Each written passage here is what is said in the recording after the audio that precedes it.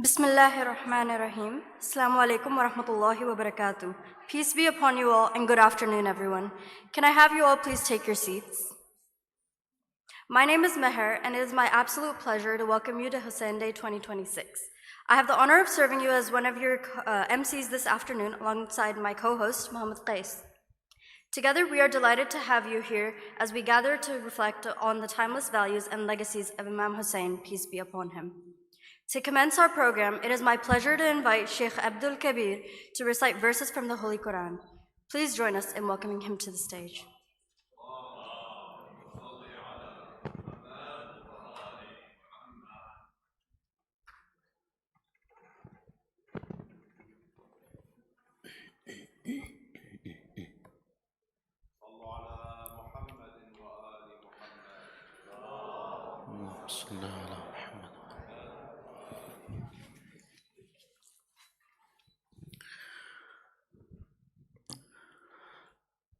أعوذ بالله من الشيطان الرجيم. بسم الله الرحمن الرحيم.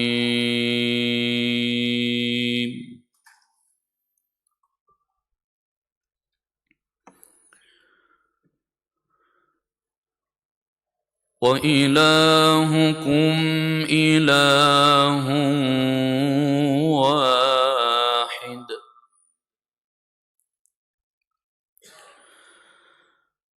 وإلهكم إله واحد لا إله إلا هو الرحمن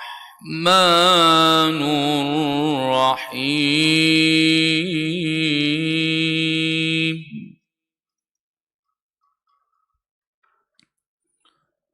بسم الله الرحمن الرحيم. ولقد بعثنا في كل أمة رسولا أن اعبدوا الله واجتنبوا الطاغوت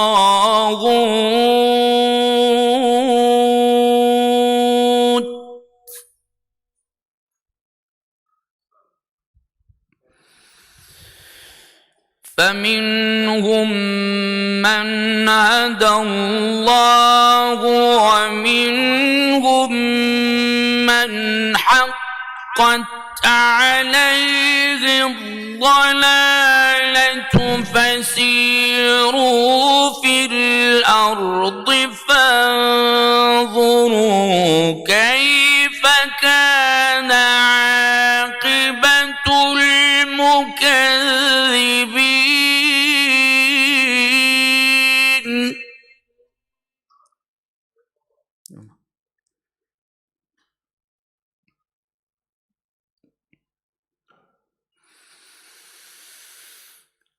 يوم تأتي كل نفس تجادل عن نفسها وتوفى كل نفس ما عملت وهم لا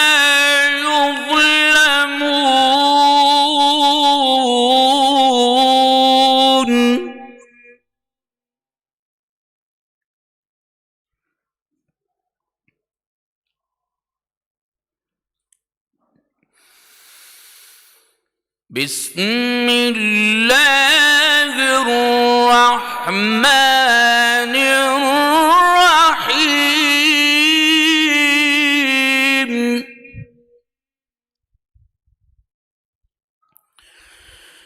وأشرقت الأرض بنور ربها ووضع الكتاب وجيء بالنبيين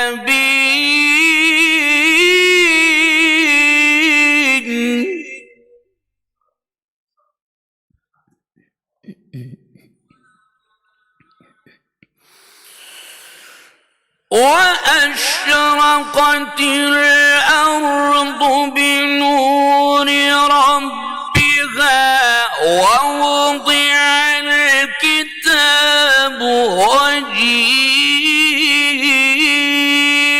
بالنبيين والشهداء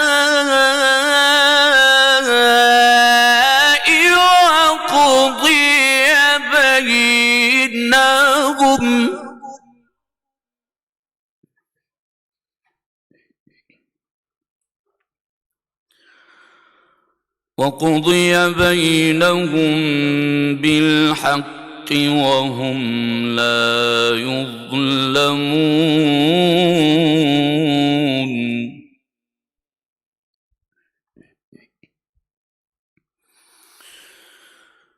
بسم الله الرحمن الرحيم.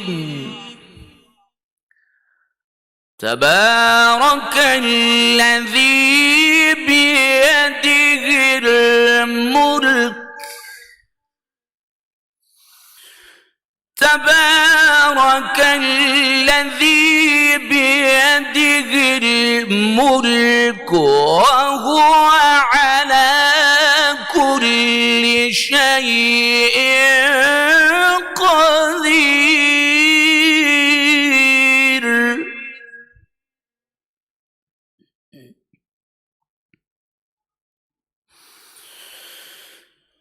الذي خلق الموت والحياة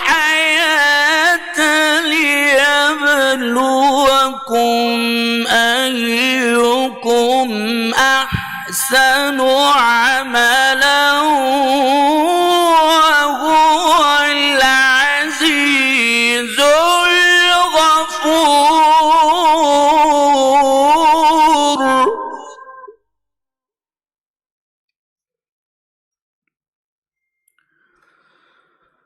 الذي خلق الموت والحياة ليبلوكم أيكم أحسن عملا وهو العزيز الغفور.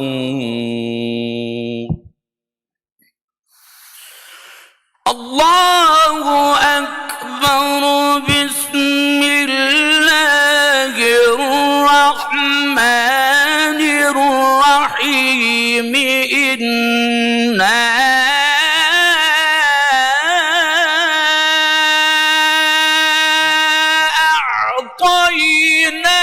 أعطيناك الكوثر فصل لربك وانحر إن شانئك هو الأبتر. صدق الله العلي العظيم.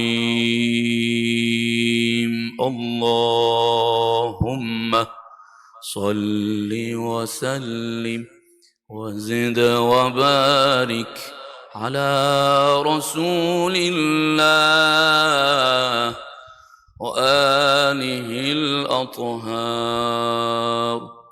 على رسول الله وآله الأطهار. صل على محمد وآل محمد.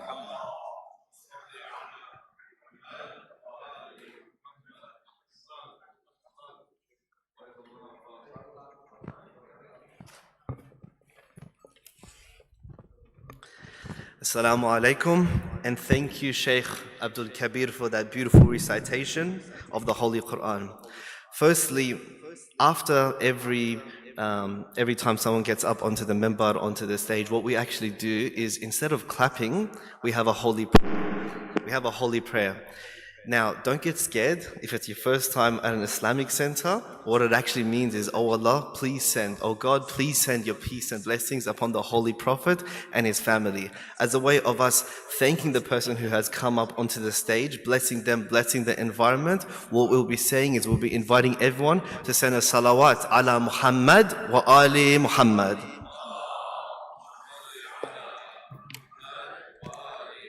A few housekeeping notes before we begin. The restrooms are located just behind you to the left for the men and upstairs for the women to the left. Please ensure you go to the doors that are marked as guests. Emergency exits can be found on your right and left-hand sides, so please follow the exit signs in case of an emergency. We also kindly ask everyone to please put your phones on silent throughout the entirety of the session, and if you do need to use your phone, please step outside. Should you require any assistance throughout the afternoon, our volunteers are here to help you, and you'll see them walking around very frantically, ready to serve and to help. Just ask them for help and we'll be here to assist. On behalf of Muhammadi Welfare Association, I'd like to extend a very warm welcome to all of our honored guests, respected leaders of the faith, respected leaders of the community, representatives, and everyone joining us here today. We'd also like to extend a special welcome to members of the New South Wales Parliament, Mr. Warren Kirby MP, Mr. Nathan Haggerty MP, Mrs. Tina Ayad MP, as well as Councillor Mohinder Singh. A special welcome as well as to the communities of BAPS Swaminarayan Mandir, Gurdwara Sahib Glenwood, and Baitul Huda Mosque for having members of your community join us today. Before we begin, I'd like to acknowledge the Cabrogal people of the Darug Nation, the traditional custodians of this land. We are grateful to gather and learn on this country which First Nation peoples have cared for over tens of thousands of years. Their enduring resilience reminds us of justice, dignity, and protecting what is sacred, and our values throughout these times. These are the same values which are reflected in the story which we gather upon today. Over 1,300 years ago at Karbala, Imam Hussain, the grandson of the Prophet Muhammad ﷺ, sacrificed his life and companions to stand for justice, human dignity, and righteousness. His story transcends faith and community, serving as a timeless reminder of moral courage and our ongoing responsibility to choose right over wrong. We meet during a month that highlights the ethos and character of Imam Hussain, a figure whose spirit remains a definitive call for justice, solidarity, and active service, the core values which unite us all for this event. This afternoon is an opportunity to listen, to learn from one another, to celebrate our shared values, and to strengthen the friendships that make our communities more united and resilient. Whether this is your first time hearing about Imam Hussain, or whether his legacy has shaped your life from childhood, we hope you feel welcomed, respected, and at home here today.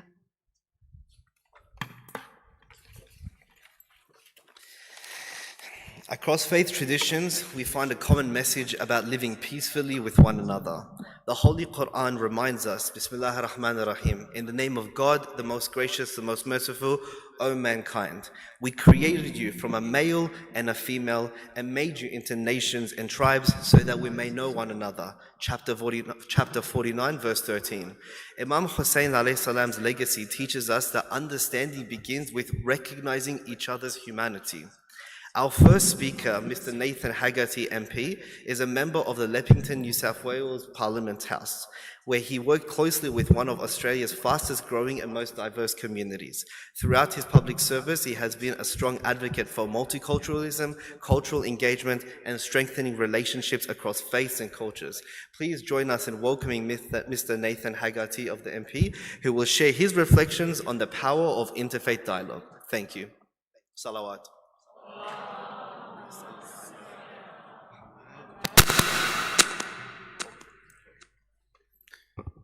Thank you, and I didn't realise I was opening the batting and going first, but so be it.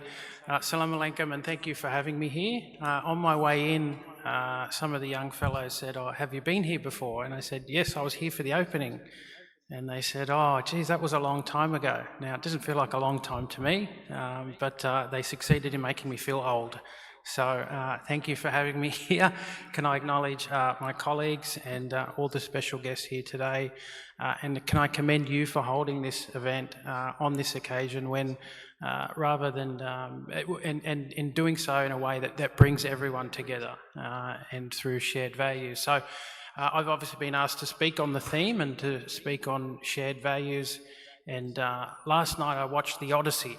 Has anyone seen The Odyssey yet? No. And there's one scene there where they're talking about Zeus's law, and one of the sayings around Zeus's law that they said is treat others as you would. I've messed it up here. Treat others as you would want yourself treated. There's the golden rule. And of course, the golden rule is pretty much evident in every single religion, every school of thought. And I whacked it into ChatGPT, and I said, "Give me examples of the golden rule in every religion." And it gave me pages and pages of it, from indigenous thought and old religions, such as Greek, the Greek religion that was reflected in the Odyssey.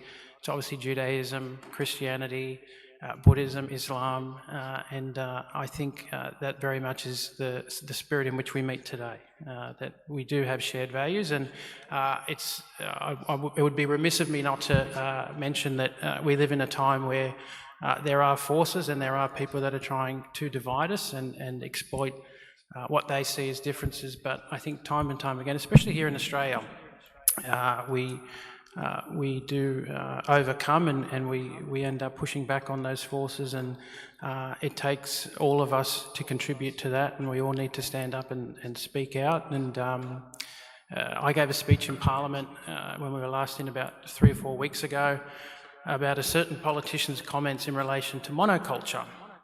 And I actually raised it in caucus with the Premier. I asked the Premier a direct question about it, and his response was, well, he came out and called it out, and he encourages others to do that. And sometimes when you give those kind of speeches, people will come to you and they'll say, "Oh, geez, don't mention that woman's name and don't call it out. They want the attention." Anyhow, I went ahead and I gave a speech on monoculture, and I didn't make it about that particular woman or that particular woman's views and parties. I gave a very personal speech about my life growing up in Australia, and I reflected on the fact that my first house was a flat in Cartwright, and upstairs was a German immigrant, and she taught Vietnamese and Cambodian refugees English. I spoke about my Greek uncle, and I spoke about when I played rugby league. I wasn't very good, but there were a few good players, and they had come here from Lebanon.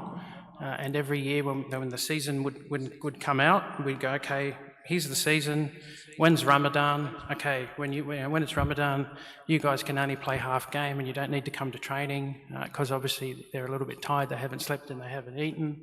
I also reflected on my mum used to work at Fairfield Showgrounds every year for Oktoberfest, and she's not German, but she'd dress up in those funny sort of German clothes and sell Kranskis and sauerkraut.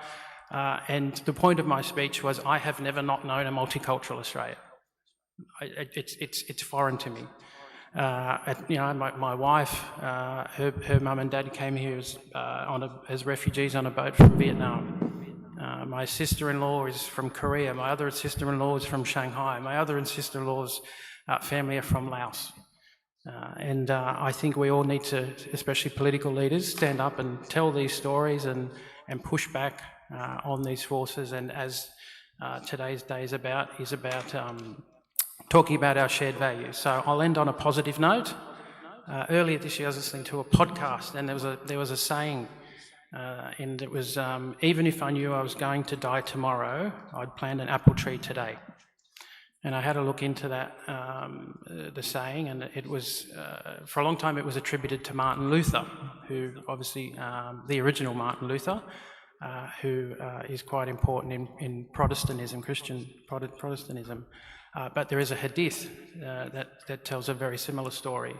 But the original version of that saying is attributed to a Jewish scholar from the 1st century. And I think that again shows that we have so much in common and so many shared values. And so I want to leave everybody with this, and I think this is a perfect example of metaphorically what that saying is, but may we all share our thoughts today and talk and chat and discuss, but metaphorically, let's plant an apple tree today, despite the fact, regardless of what's going to happen to us tomorrow or 5, 10, 20 years from now, and in the spirit of interfaith dialogue and coming together, I hope today is one big apple tree. So thank you for having me today.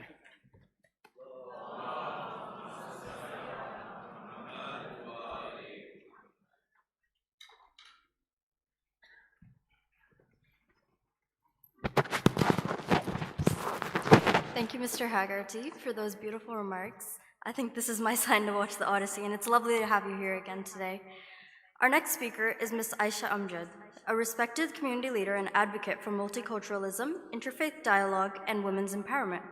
Throughout her work across law, politics, and community engagement, she has dedicated herself to building stronger relationships between cultures and faith, creating opportunities for meaningful dialogue, and championing initiatives that promote social cohesion. Please join me in welcoming Ms. Aisha Amjad, who will speak about the benefits of interfaith collaboration. Salawat.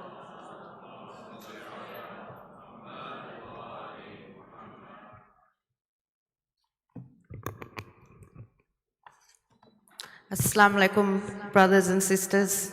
It's very, very amazing to be here in this beautiful place. I just want to congratulate you on what an outstanding job you've done in bringing everyone together. But this place feels like home. I think you mentioned that before, that you want everyone to feel at home here. And honestly, we do. It's just so peaceful. It's so serene here.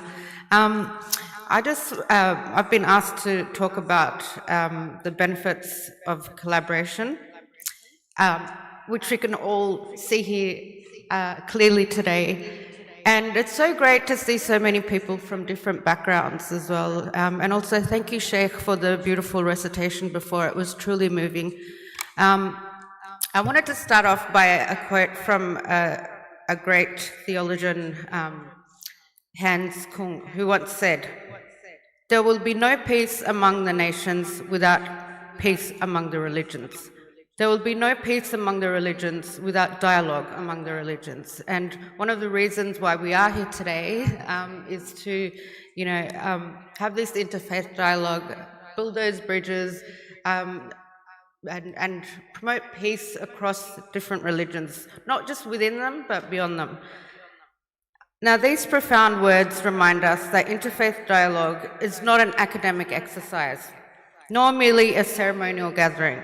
It is an investment in peace, social cohesion, and the resilience of our communities, and we can see that here today. And I also wanted to congratulate the MWA for all the amazing work that you do within the community and beyond. And it's a real inspiration for all of us. And just a round of applause for all of you. Thank you. I know you said we don't clap, but I had to clap. But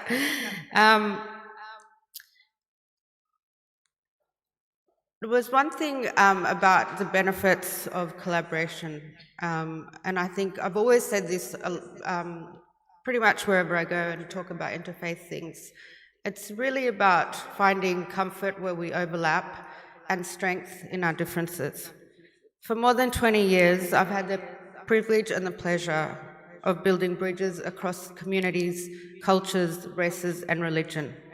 Through my work, including also co-founding the Western Sydney Women's Interfaith Initiative, which I hope some of these sisters can be a part of, also leading delegations nationally and internationally. I've been to the White House, I've been to the US State Department just to talk about interfaith initiatives. And I'm very proud to say when, I talk to people from overseas about how great our multicultural Australia is. And it's because of each and every one of you who are leaders in your own way, in your own communities. One thing I wanted to mention is Mahatma Gandhi. I love his quotes. As you can tell, I love quotes. But actually, he's mentioned in the book here as well. Mahatma Gandhi has lauded Hussain and his stand for truth, justice, and human dignity. And we remember that today and always. And speaking about Mahatma Gandhi, he actually said, "Our ability to reach unity in diversity will be the beauty and the test of our civilization." And another one of his quotes, which I love, and it really reminds me of the beauty of interfaith initiatives and all of us coming together. He said, "All the world's religions are like beautiful flowers from the same garden." So you're all smelling very nicely today. Indeed, every major faith tradition teaches the universal values of compassion, justice, mercy, generosity, and service. And Nathan touched on that before. Whether expressed through the Islamic concept of Rahmah, the Christian commandment to love thy neighbor, the Jewish principle of tikkun olam, which means repairing the world, the Sikh ideal of seva, or the Hindu belief of Vasudhaiva Kutumbakam, which means the world is one family, we find remarkable convergence in our shared ethical responsibilities. These common values provide a powerful platform for collective action. But dialogue must never become the destination. Dialogue is the beginning. Collaboration is the destination. And we can see that here today. So thank you all for coming along. When faith communities collaborate, they become powerful partners in addressing society's greatest challenges.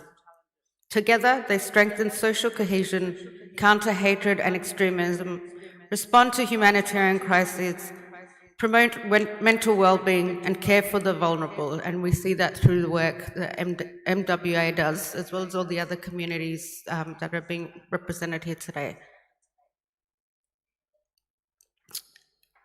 Interfaith collaboration transforms diversity from something to be managed into an asset that enriches our democracy and strengthens our nation.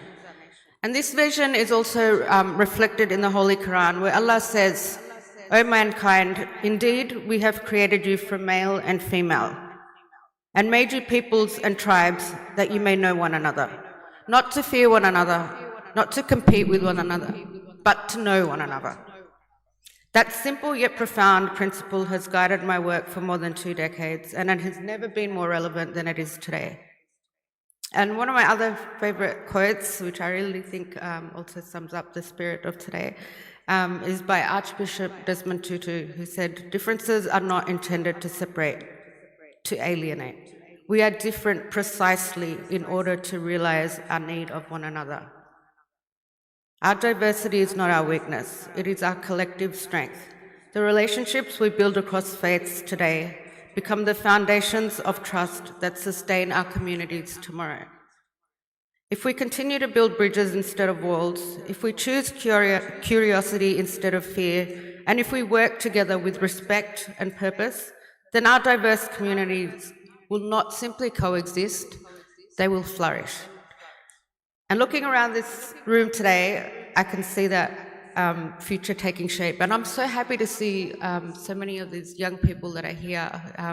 You're so cute, the little boys over there as well, so well behaved as well. And it's really, I don't think you could see any more benefits of collaboration than today. And that is the biggest antidote to the lady Nathan was mentioning before, and monoculture. This is the most powerful antidote you can get. So in the spirit of today, I just wanted to leave you with words that capture, really the essence and sentiments of collaboration and interfaith dialogue. "The world is my country, all mankind are my brethren, and to do good is my religion." And that's a quote by Thomas Paine. May we continue to live those words, not only through dialogue, but through collaboration, service, and our shared commitment to the common good. Thank you, and Assalamu alaikum.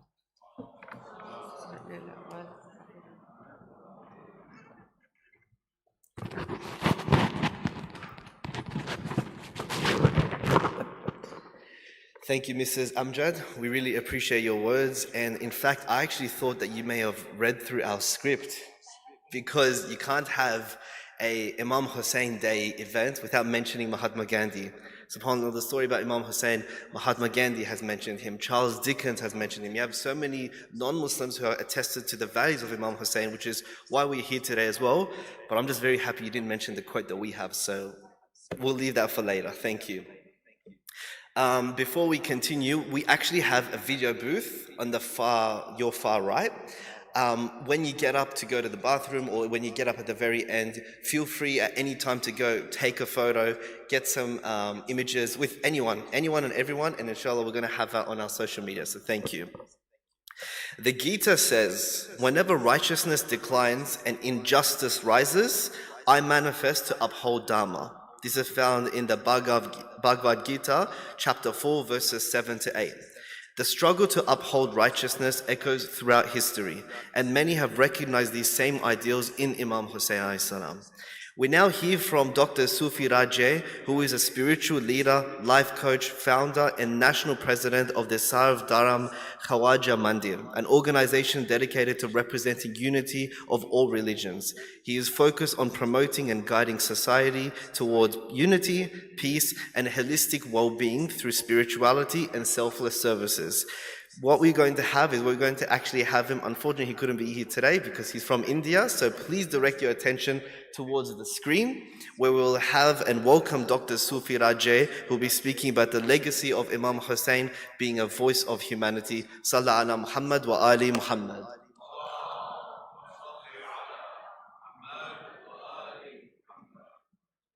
Adab, Salam, Namaste, and a very warm greeting to everyone. I am Dr. Sufi Raj Jain, founder and president of Sarv Dharam Khawaja Mandir, Hoshiarpur, Punjab, India. I am honored to address you from India and speak with you in Sydney today.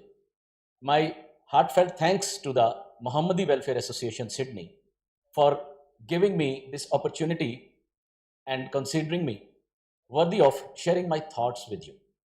Today, we have gathered not only to remember a historical event, but also to think about a timeless and universal message that belongs to all humanity. Imam Hussain is beyond all boundaries. He does not belong only to Muslims or to one community or one period of the history. His life, his stand, and his great sacrifice are a guiding light for everyone who believes in truth, justice, kindness, and human dignity. Throughout history and in many faiths, we hear about gods connected with the forces of nature, such as the wind, water, and fire. But the great personality we are talking about today doesn't rule over nature. He rules our people's heart as the guardian and God of humanity. Friends, today I would like to share something very personal with you. I was once an atheist.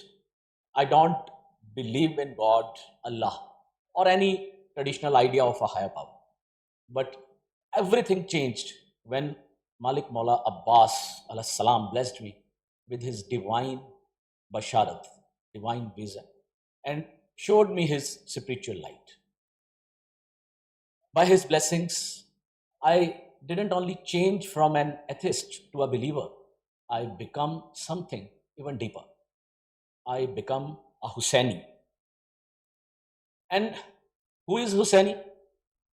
Being a Hussaini is not about belonging to any one religion.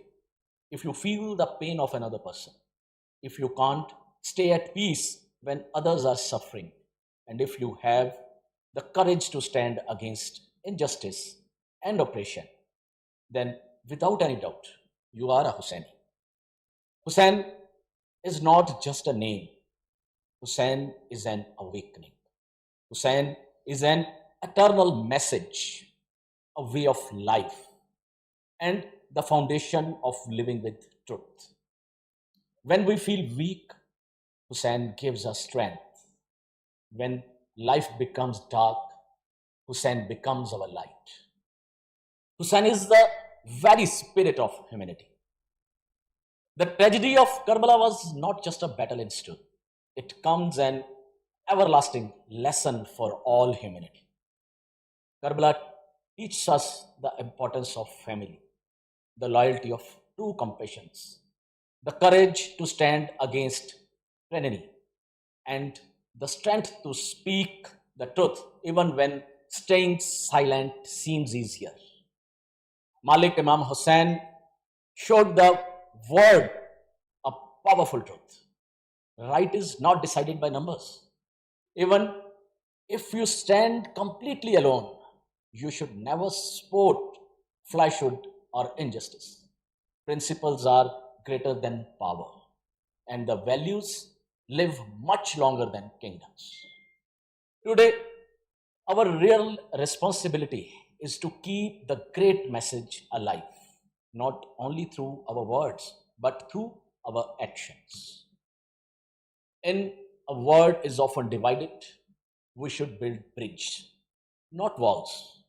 We should choose love instead of hate, understanding instead of division, and brotherhood instead of discrimination. In this beautiful and the multicultural society, our responsibility becomes even greater.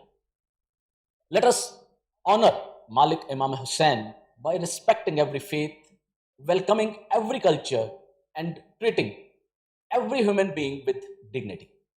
Humanity is what connects all of us, and it is our greatest identity.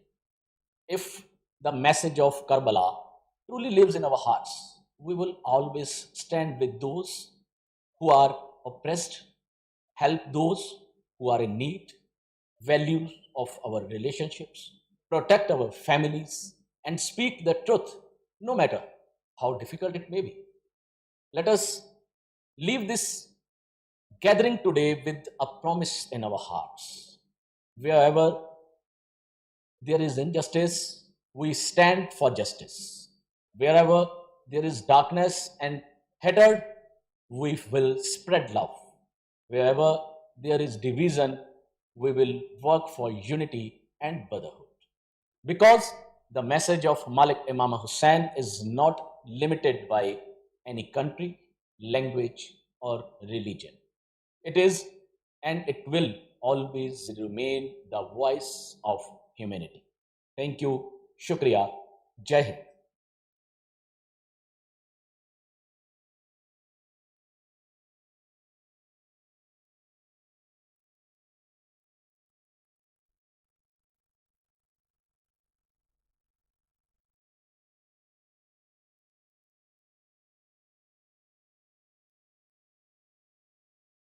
While we introduce our next speakers, one of the most powerful ways to build understanding is through genuine conversation. Imam Hussain welcomed dialogue even with those who shared different beliefs from him. His message is one of inviting people to reflect on justice and morality. Today's panel brings together respected leaders from 3 different faith traditions, each committed to strengthening understanding, service, and cooperation within our wider Australian community. Joining us today are our moderators, Brother Sarwat Azib and Sister Raiha Sayed. And on the panel for today, we have Father Dave, an Anglican priest and social justice advocate who is widely recognized for his work mentoring at-risk young people through boxing and for his long-standing commitment to interfaith dialogue. We also have Maulana Sayyid Shoaib Naqvi, a renowned Shia Islamic scholar, teacher, preacher, poet, and writer, and the resident alim of Muhammadi Welfare Association, where he has played a key role in fostering interfaith dialogue and harmonious coexistence. And lastly, we have Mr. Harmeet Singh, representing the Australian Sikh Association, which promotes the Sikh values of equality, selfless service, and interfaith harmony across Australia's diverse communities. Please join me in welcoming our distinguished panelists. Salawat.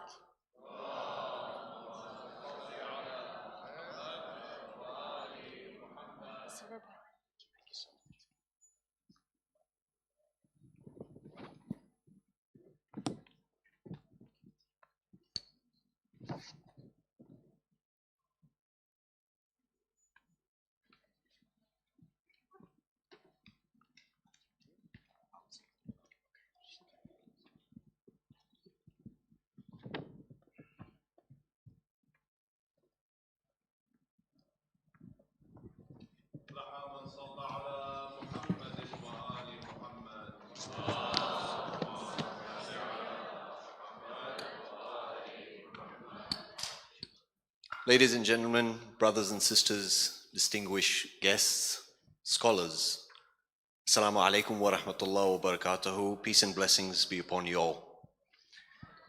It's such an honor to be sitting in the company of such esteemed guests and scholars with us today. And through this panel discussion, we want to be able to discuss all the commonalities, all that we have together that binds us in the fabric of humanity and in unity. In one of our books of tradition, which we use to supplement along with the holy book of Qur'an, one of the narrations of the Holy Prophet says that sit in the company of scholars and learned people. So in following that tradition, we're really truly honored to be sitting in the company of esteemed scholars, people of faith, and yourselves today in having this discussion. So inshallah, very quickly, we've had the brief discussion that Brother Qais and Sister Meher just had the introductions. We've got the honor of having Sayyid Shoaib Naqvi, who is the representative of the MWA and our spiritual guide over here. Father Dave, who's a no stranger to this community and a long-standing friend and an ally of our center and a representative from the Christian community. And a first-timer, Mr. Singh, and such a pleasure it is to have you over here, and thank you so much for accepting our invite to represent the Sikh community. What an amazing community we have here in Sydney with the Sikhs. So with that, my brief introduction will kick off the panel with my co-moderator, Sister Raiha, to begin the proceedings. Thank you. Wonderful. Well, thank you, Brother Sarar, for the wonderful intro. Can't top that, so I won't try. But once again, a very warm welcome to our wonderful panelists and everyone joining us today. It's an honor to have you all. Before we delve into the realms of justice, solidarity, and active service, I thought it would be a really good idea to begin on a little bit more of a personal note. So, to each of our wonderful panelists over here, what is one value from your faith tradition that you wish the wider community understood just a little bit more, and why is that so close to your heart? Maulana Shoaib, if we could start with you, yeah. Okay, we'll start with Father Dave. So one value from the faith tradition which we wish more people were aware of, is it? Look, if I can put it this way, I think one thing I wish more people were aware of within the Christian faith was that Donald Trump is not a spokesperson for our faith.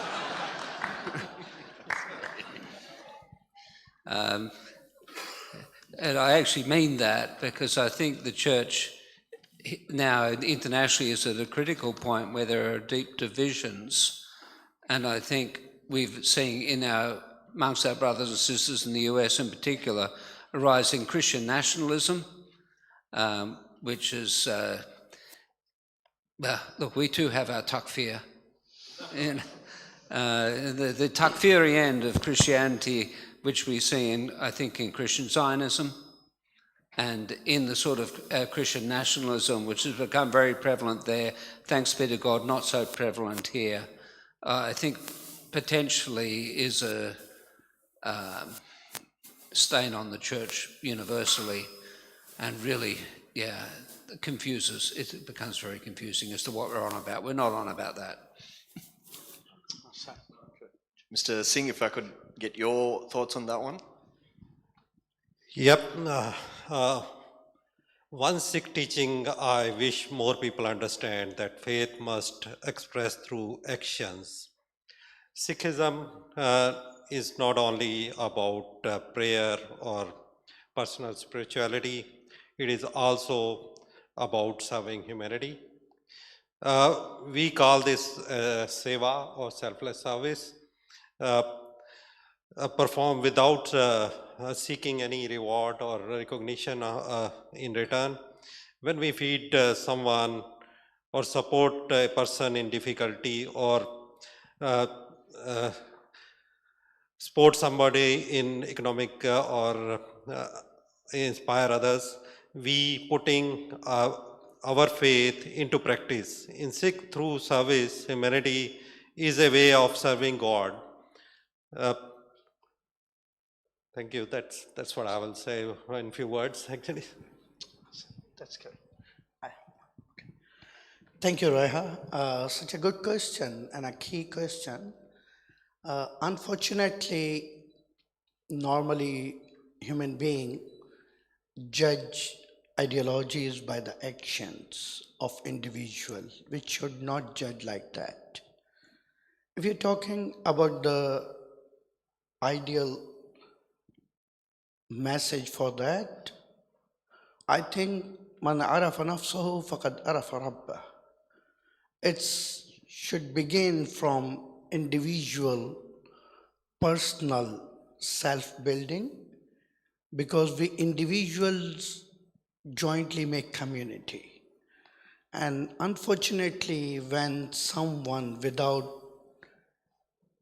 individual capability join the community, not sometimes make imbalance in community, increase the unharmony and unjust. So first thing is self-priorities and self-management. Thank you. Wonderful. Thank you so much for all your answers and for clearing up some controversies.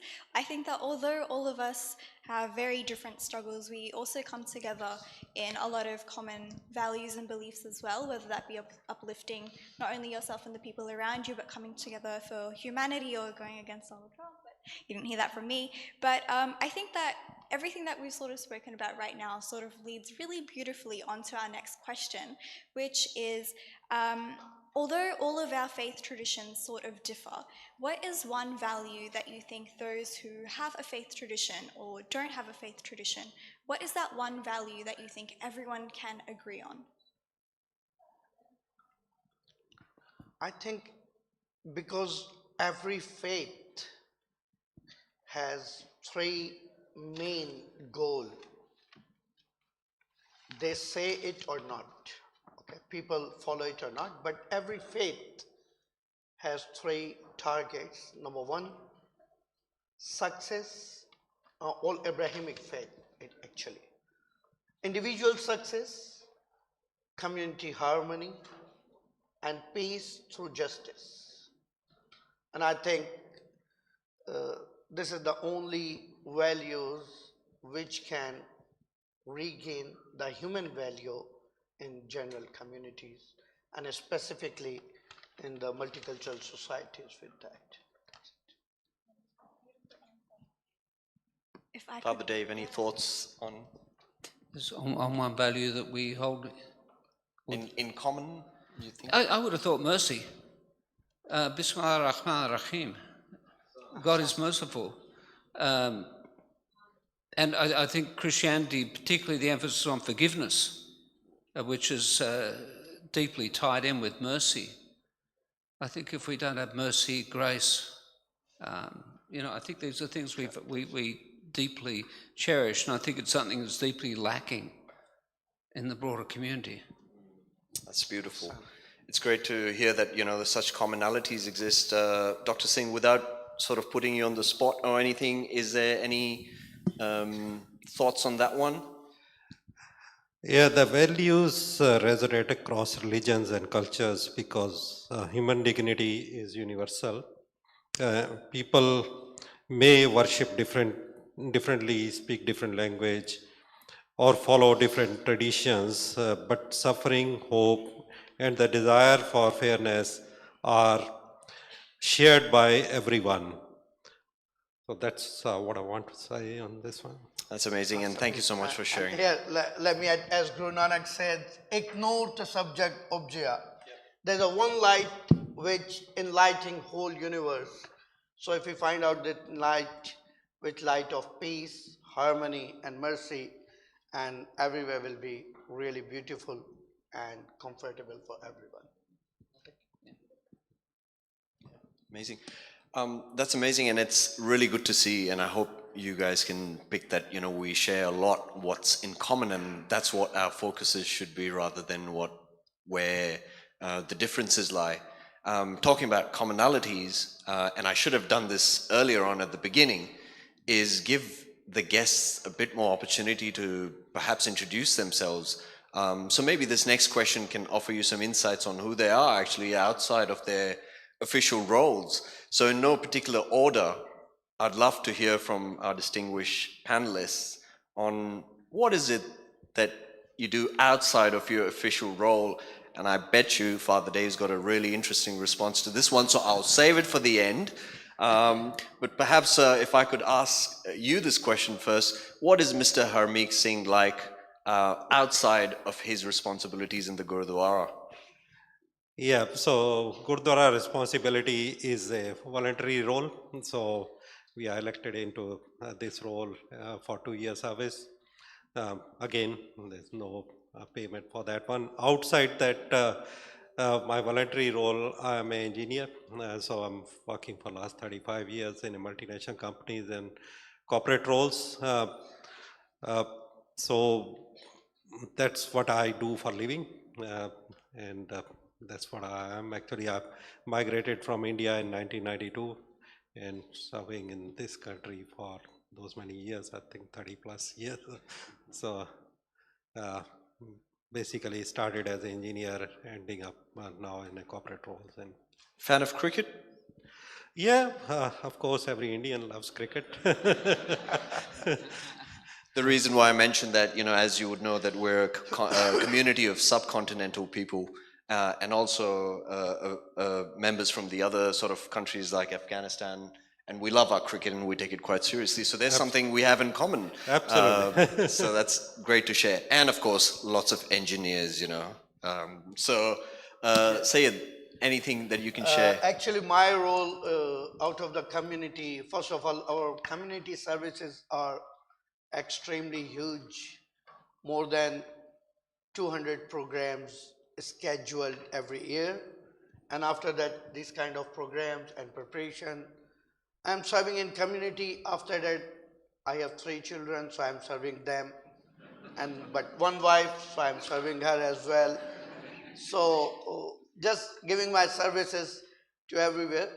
And the most important, I try to play sometimes, but when I seen there is a better player of table tennis like Mr. Hassan Jaffrey and all, so I quit. I love Father Dave just out of the ring. Yeah, I'm not with him in the ring. Yeah, behind the ring, yeah, I'm good That's friend. excellent segue into Father Dave's response. Yeah. I hear a ring, so it's got a ring to it. What are they talking about, Father Dave? If you could just I was going to say the most significant thing I do outside of here is try and look after my 4 children, but you stole my thunder on that one, which is by far the most important thing I think I do outside of my role directly as a priest. I also try and run a campsite in the middle of the bush, but yeah, what you're getting at is I'm also Australia's oldest professional boxer. So not the fastest, not the strongest, and not even the smartest, but definitely the oldest. So, and the reality of that is I got into that to raise funds for our youth drop-in centre almost just over 30 years ago. And we raised so much money doing that, I kept doing it. So, and I tell you, I'm looking for a fight at the moment. And if anybody would like to take me on and we can raise some money for Gaza, it's a very serious offer. I'm really actively looking for someone who can help me find again, not just for the sake of, it's never been about the sport, really. It's always been about what we're able to do with that, the profile we're able to give to issues we're supporting and raising money for important work. So if anybody is in a position to put on a good show with me and we can raise some money for Gaza or for dear sisters and brothers in Iran or other places of deep need around the world, I'm very keen. Son, thank you so much. So as you can see, ladies and gentlemen, there's outside of their official roles, there's a lot of commonality that we have, the family values, what brings us together and all that. I certainly, Father Dave, would not take up the offer and try to test out my skills in the ring with you. Not because I don't want to support any other cause, just because I also have a family to support and I intend to continue doing that. Sister Reha, moving on, is about the heart of the discussion today about service, justice, Would you like to sort of continue on? Of course, I would love to continue. I did hear that you were going to start building a team so that you can start preparing for the boxing ring, but we'll have to see about that. But, you know, our conversation today is really sort of centered on justice, active service, and solidarity. And these values have continued to inspire people for centuries before us, and they will continue to do so for centuries to come. They also shape the world that we live in and the way that we live our lives as well. So I guess my question is, why do you think that these values continue to resonate across timelines, across different faith traditions, and centuries later? Why are these values so resonant with us? Yes, you should start. I believe these are natural values. It should continue until nature growing and fascinating others. Until the last human being on this globe, they will remain love to justice, harmony, and peace. Start from the Socrates, who died because of the ideology of peace and justice in the community. And I think it will never end lightly or harshly, because these values bounded and binded within nature. So without difference of race, ethnicity, or culture, nobody can deny. Even the most unjust person cannot deny the value of justice. So that's why it should continue, and we have to find out the way how to groom it and spread it more in our individual personality capacities and the community levels, and then for the beyond the community, for the culture and society of the countries and cities and the world. Beautiful. If I could pass on to Mr. Singh, why do you think that these values continue to resonate with us? These values continue to resonate because these are common values across all religions. As I said earlier, people are different, but these values are same across all religions. And we want to have justice and peace in the world. And that's why I think these values will never die, and as long as we have our faith traditions alive. Wonderful. Thank you so much. Father David, we could hear from you. Look, I think in the Torah it says there's a promise, the prophets say, that God will pour out his spirit on all flesh. And I think we believe that that has genuinely happened, that to an extent there is a presence of the Spirit of God that every human being is able to grasp. And I think our common awareness of the reality of justice, of the power of mercy, forgiveness, love, compassion, this is a point at which all flesh has some contact, I think, at that point with the Spirit of God, and awareness, a spiritual awareness. What the Apostle John says, the light shines in the darkness has never been able to put it out. And this is the reality we see, that there's much darkness in the world, but the light continues to shine, and we all see it. Absolutely. Wonderful remarks. Thank you so much for sharing. So today's gathering is sort of inspired by the legacy and the timeless values that Imam Hussain alayhi salam teaches us. For many people, Karbala is a story that they may have heard about or they may not have heard about. So Maulana Shoaib, if I could start with you, I'd like to ask you that one of the most remarkable aspects about the story of Karbala is that it brought together people from different faiths, different traditions, different cultural backgrounds. So what do you think that this tells us about the kind of movement that Imam Hussain led? Thank you. Nice question.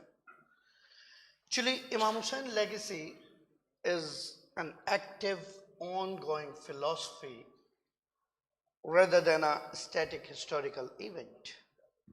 And because beyond the day of Ashura, if you look to the incident and event of Ashura, within a day, Imam Hussain inspired Wahhabi Kalbi, who was from Christian. Imam Hussain inspired and attracted John, who was from Africa. Imam Hussain, and continue here, I think we have prepared this little notebook, and which you have here, and there's a scan code, which you can read more. Every human being who start to read the history of humanity, he will find out some personalities who raise their voice for the general or common purpose and benefits. And within those executive and exclusive personalities, Imam Hussain will still remain noble and one of unmatchable personality, because he raised his voice against the common justice. But unfortunately, if you look right now, simply search on about justice on any search engine. I don't want to advertise without payment, right? Simply you search the justice, you will see all the incident of injusticeness, which is really, really bad. Because until now, with all this peak and hype of education and knowledge, still we are not ready to learn and find out the core meaning of justice without understanding from opposite, from injustice, which Imam Hussain said and learned from his father when Imam Ali alayhi salam sent his successor, governor Malik Ashtar, to the Egypt. He said, Malik, remember, justice is a core principle to rule nicely on people. And definitely, principle never change. Laws get changed. So one principle which can commonly shared and find humanity is a justice, and Imam Hussain continue with that in the day of Ashura. I believe that's why he still inspires and call people to join his movement and be agree with his thoughts. Absolutely. Thank you so much for your reflections. I feel like justice is a value that will forever be resonant with us. It was relevant before, it's relevant today, it'll continue to be relevant forever. And it sort of is really important when we're looking to build stronger relationships, not only within ourselves, but also with the communities around us. So I think that your reflections are very relevant. If I can pass it on. Thank you so much for sharing those anecdotes. And if I could share very quickly an anecdote before asking my next guest about the question that I want to ask them about, is about the commonality with seva, the concept that Mr. Harmeek Singh mentioned earlier about seva, which means service to humanity. It's not an explicit call out in our faith, but we sort of emulate that through the way we engage within our community and outside. An example is that when we have our programs during the majalises or the commemoration of the remembrance of Imam Hussain, we make it a point that there is a service at the end of it. There's food that's being served. And I want to draw upon one short story before I ask the question to Mr. Singh. Is when I was actually young, I grew up in a country called Kuwait, which went through the Gulf War in the 90s, for those of you who might be familiar. And being of Indian heritage, my parents and I, we drove down from Kuwait to various parts of that region, Afghanistan, Iran, Pakistan, and then to India. And one of the first places that we entered when we entered India was Amritsar, which has the Golden Temple, which is the most important place of pilgrimage for the Sikhs, or one of the most important places. Yes, one of them. The most important we have, Pakistan. Correct. And in that, no one actually asked us what faith or background you're from. Are you Muslim? Are you black, white, male, female? They just welcomed us, gave us a place for shelter, food. And that was beautiful, and that struck with me as a 6-year-old a core memory. So if I could ask you, Mr. Singh, the concept of seva, if you could just I have that anecdote from that time during the 90s, if you could just elaborate a bit more on that. What does it really mean? What inspires the Sikh community to selflessly just do the seva, regardless of who you are, where you come from? If you could, Mr. Singh, please. Seva is one of the pillars, which is selfless service, and I will probably bring in Langar, which is a community kitchen, which is started by Guru Nanak Dev Ji centuries ago and strengthened by other gurus along the way as a practical expression of equality. Everyone is welcome. Everyone is have the same level. He can come and serve or do the voluntary service in the Gurdwara, cook food or help others, regardless of religion, caste, wealth, gender, or a social position. So what I can say, what you also said actually, so anybody is welcome. Golden Temple has 4 doors actually, as you said, you go to Golden Temple, which signifies everybody from everywhere, from 4 sides can come in and pray and do the service. Langar teaches us compassion must be practical.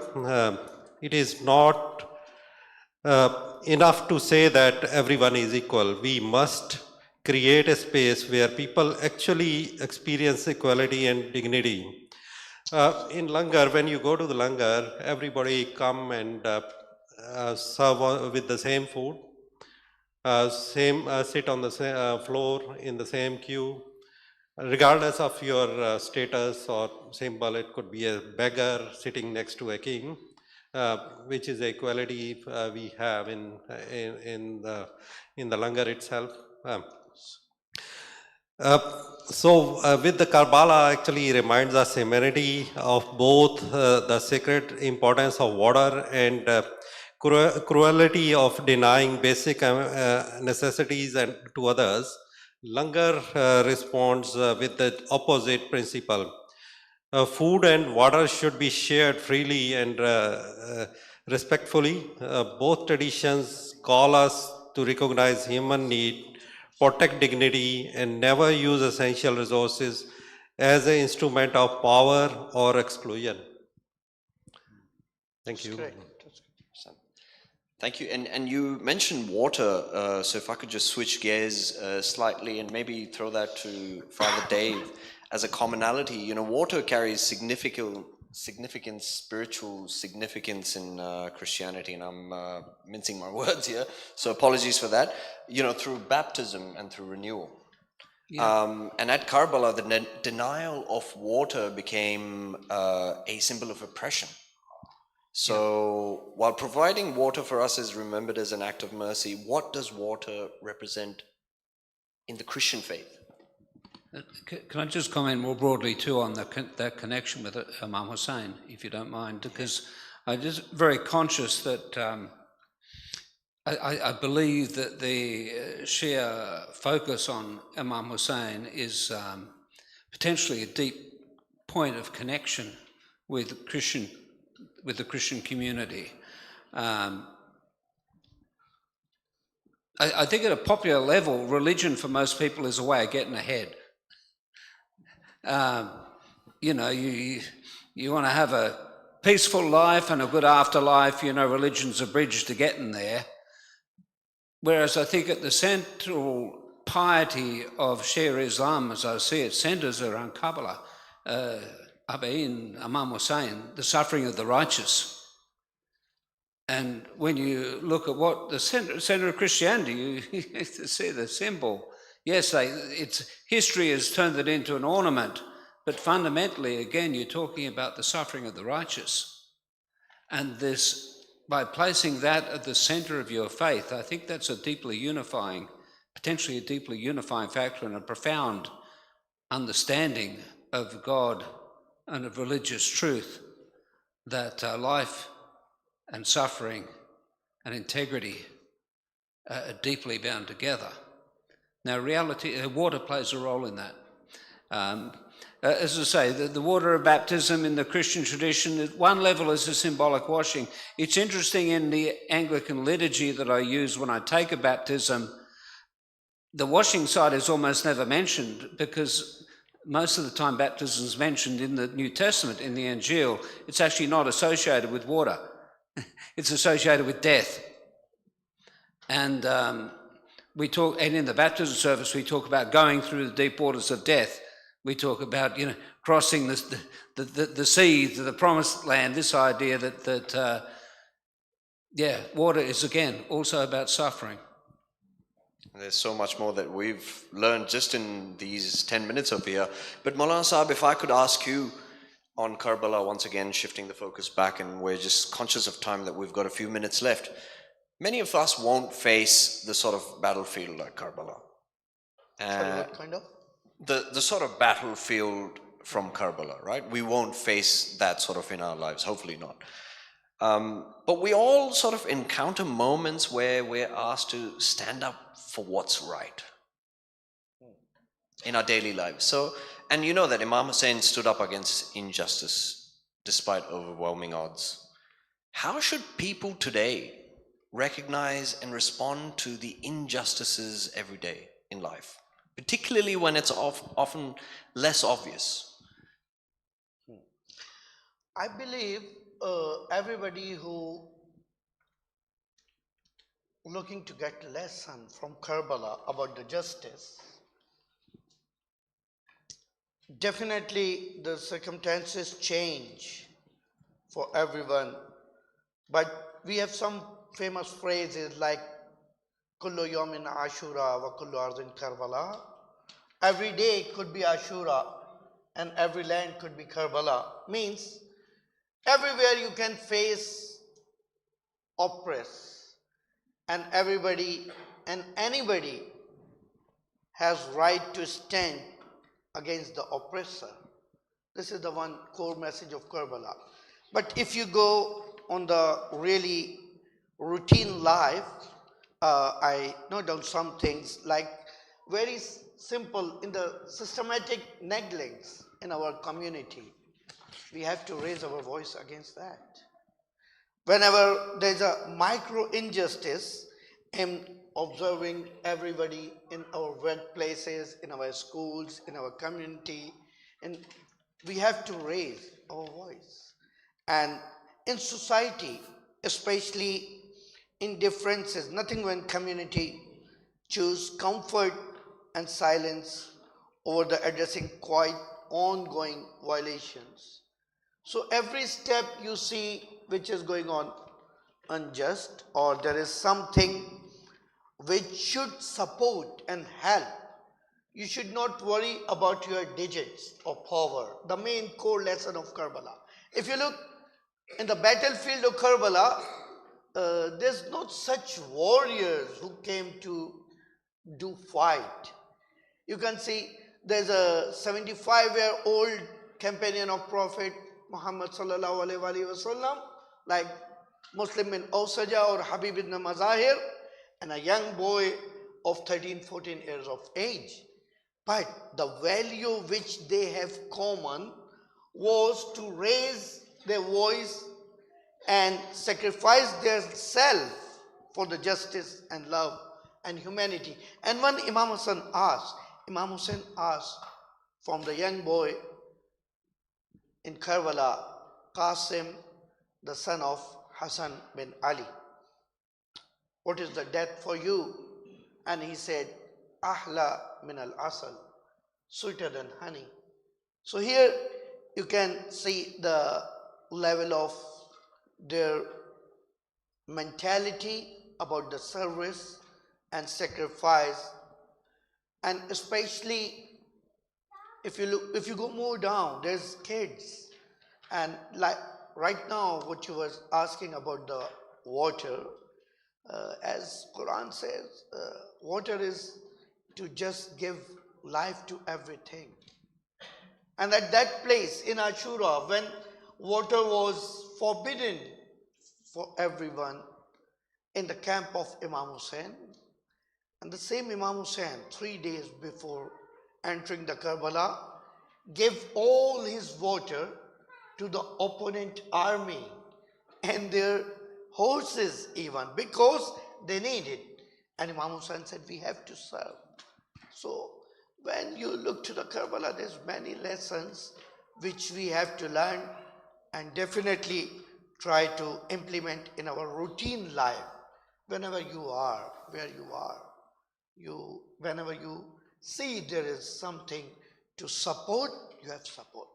When there's something to raise your voice without any fear. Fearless life of freemanship, core lesson of Karbala, I believe. That's so wonderful. I think that you've wrapped up the three values that we were sort of discussing today really wonderfully. You talked about solidarity, you talked about active service, and you also talked about justice as well. I know that solidarity and bearing one another's burdens is a really profound virtue that's taught in Christianity as well. So it was really awesome to hear you talk about that as well. So I guess to conclude, my question would be, what sort of gives you all hope for the future of interfaith relationships within our community? And also, how can we be better neighbors to one another? Maybe we'll start with Father Dave. So what gives me hope for the future? Yeah, what gives you hope for the future of interfaith dialogue, and how can we be better neighbours to one another? Yeah, what gives me hope for the future? I'm still caught up in what Saeed was saying there, and just thinking, we have I like to say, if you're not getting shot at, you're not in the front line. And I think this is the reality. And I think that the idea will be to stand in that front line together. You know, I appreciate we're not at Karbala, we're not facing the hordes with Imam Hussain, but we pay in our own way. And I believe that. You know, I look back at the Apostle Paul in the New Testament. He says, you know, you boast of your wealth and how well you're doing. I boast of my suffering. He says, all the things that have gone wrong for me. That's what proved that he was genuine. He had opposition. And I like to think, well, it's easy for me to get depressed. I got deplatformed from YouTube recently because I spoke, to be quite honest, in support of Hezbollah. And you mentioned that name and boom, 10,000 videos and 20 years of work disappear like that, you know? So unjust. But I think of that and the way in which I got squeezed out of my position as a parish priest after 30 years and the opposition I had there. And if you're not getting shot at, you're not in the front line. I mean, somehow I've made a lot of enemies, particularly in, well, it's because I won't stop talking about Palestine, about other things, Syria, other things on my heart, about my friendship with people like Shuaib. And these things are controversial and they get us into trouble. And I think all we can do is, in our integrity, try and stand together.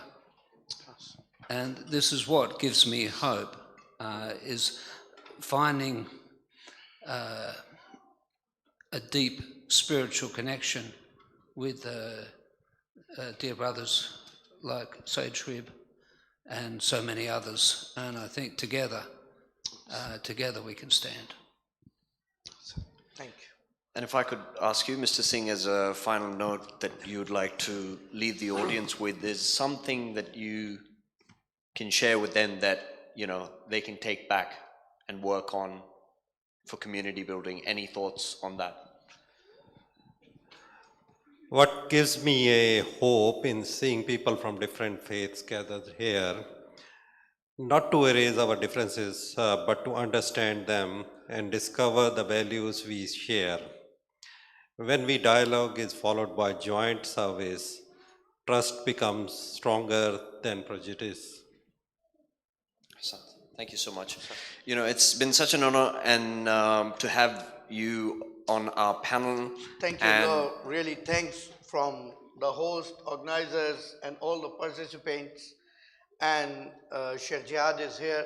Sorry, I think you were more suitable person to get my place. Seriously, I'm telling this.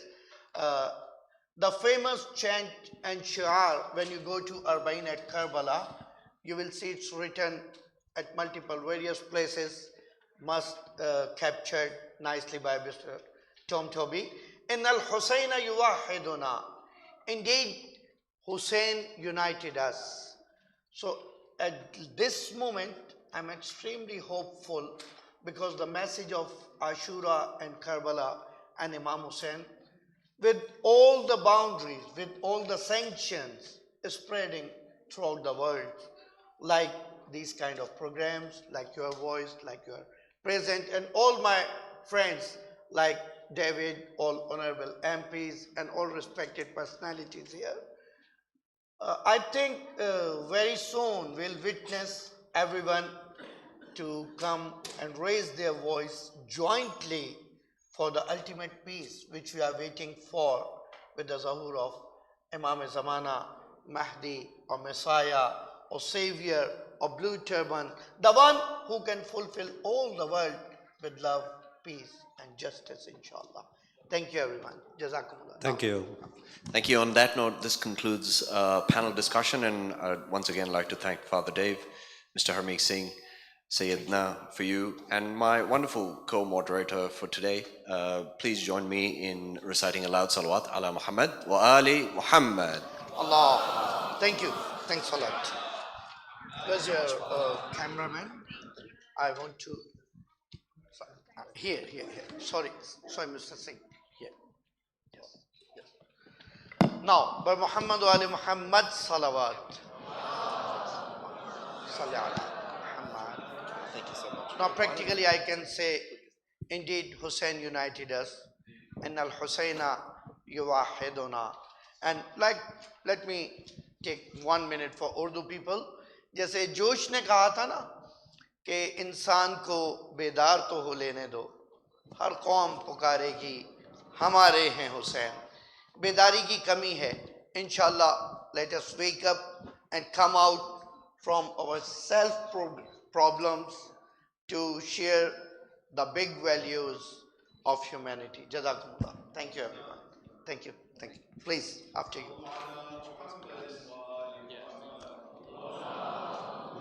Salli ala Muhammad wa ali. Thank you.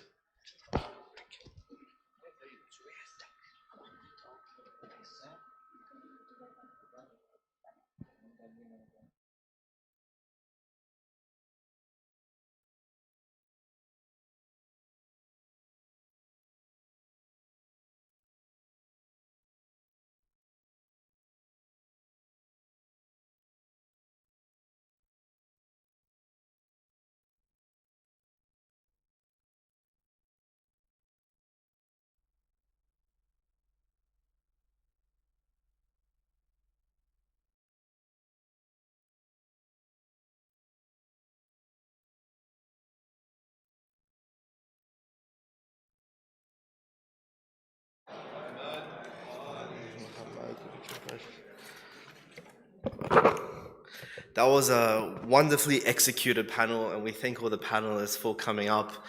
I think when we get to speak about from 3 different faiths, one shared mission.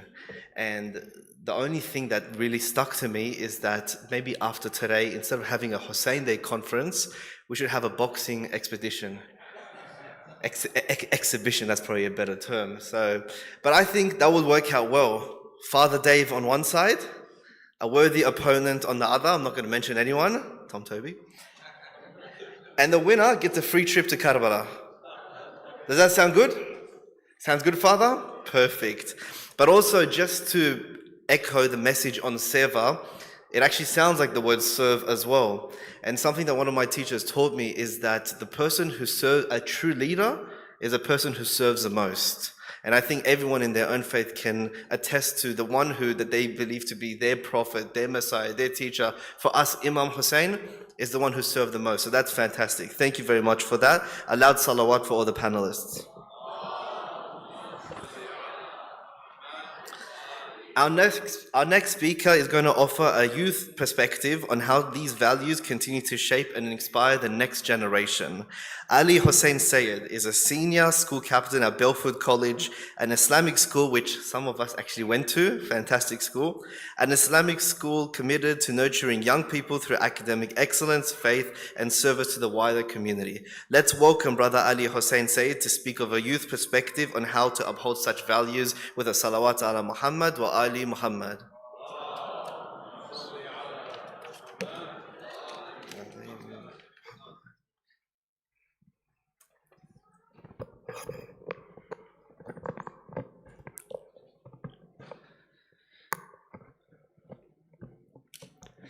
Please recite salawat ala Muhammad wa Ali Muhammad.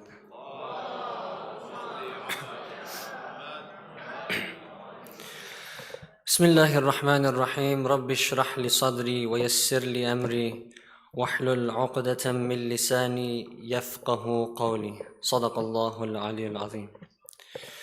In the name of Allah, the most compassionate, the ever merciful. All praise belongs to Allah, the creator and nurturer of all the worlds, and may his peace and blessings be upon the Prophet Muhammad sallallahu alaihi wasallam and his pure progeny, the Ahlul Bayt, and upon all the prophets, the virtuous men and women throughout history who have stood up for justice, for compassion, and for service of humanity. Distinguished guests, respected faith leaders, esteemed elders, brothers and sisters, Assalamu alaikum wa rahmatullahi wa barakatuh. It is truly a privilege and a humbling honor to stand before you all here today to reflect upon the enduring legacy of Imam Hussain alayhi salam. Although Imam Hussain alayhi salam lived over 13 centuries ago, his message continues to inspire us and people from different cultural backgrounds, religions, faiths, and races. His profound stand at Karbala on the day of the 10th of Muharram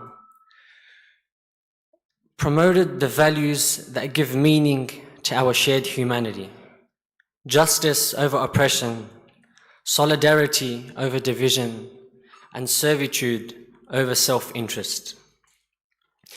And it is due to these shared values that his story continues to resonate across the world today. What is even more remarkable is the diversity of those who stood alongside him, his companions that came from different generations, different tribes, and different social backgrounds. Among them was Hur ibn Yazid al-Riyahi, who transformed from being the man that led the army against Imam al-Hussain to becoming one of his most loyal companions. There was Wahab al-Kalbi, a young Christian man, who was so moved by the oppression and injustice against Imam al-Hussain that he chose to fight alongside him. There were elderly men such as Habib ibn Madahir, leading women such as Sayyidah Zainab, and young men like Ali al-Akbar and Qasim. And there was John, a freed man, who with his solidarity showed us that the message of Imam Hussain transcends race or skin color. Together they embodied a timeless truth. Imam al-Hussain alayhi salam unites us all. His camp was a living example that justice, human rights, and compassion belongs to all of us. And so as a Year 12 student, these same values have shaped the way that I try to live my own life. And today, I'd like to share with you all 3 different universal and timeless values that we can all take away from Imam al-Hussain and his stand at Karbala: justice, solidarity, and service. When we hear the word justice, we often think about bringing about change across the entire world. Yet Imam al-Hussain alayhi salam taught us that it starts much closer to home. It begins with being just to ourselves. It begins with being just to ourselves by striving to achieve our personal best. It means being honest in our work, disciplined in our efforts, and making the most of every opportunity that is given to us. And as a student, this shapes how I approach my education, as I believe that the pursuit of academic excellence is beyond simply achieving high marks, but rather it is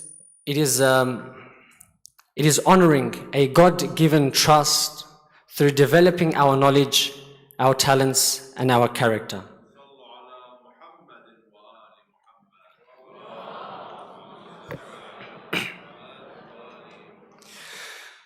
So in 2024, when I was honored to receive an academic scholarship at Belfield College, it reminded me that knowledge must be accompanied with humility, with integrity, with a desire to benefit others.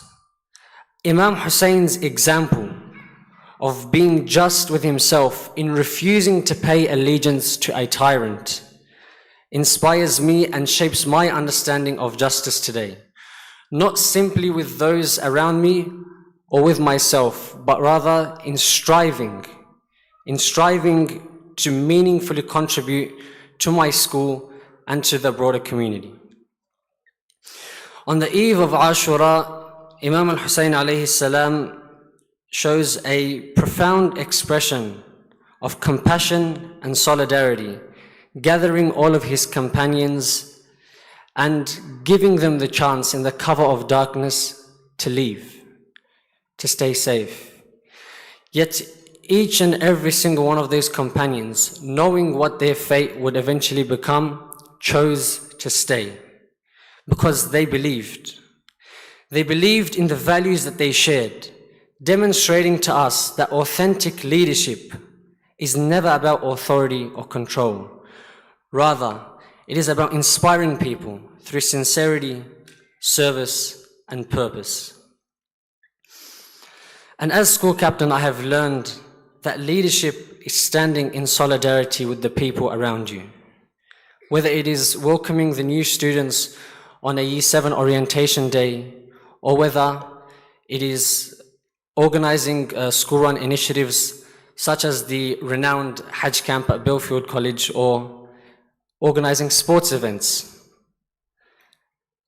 I have learned that leadership is built through positive communication and compassion to those around you. Sometimes the smallest gestures, a kind conversation, a word of encouragement, or making someone feel included can have the greatest of impacts. Imam Hussein's life teaches us that every blessing we possess is a precious gift from Allah subhanahu wa ta'ala. Whether that blessing is knowledge, leadership, a skill, a voice, or simply our time, we are called to use it in the service of others. Imam Hussain demonstrated the ultimate sacrifice and service on the day of Ashura, standing not just for power or for glory, but to honorably serve his role in preserving social justice and human dignity. And one of the greatest blessings in my life has been the opportunity to recite the Holy Qur'an at religious gatherings and community events. And every time I recite the Holy Qur'an, I remind myself that if this recitation brings even one person closer to Allah subhanahu wa ta'ala, or brings about reflection upon these words, then it has fulfilled its purpose. Service does not always require extraordinary acts. Rather, it is found in everyday moments.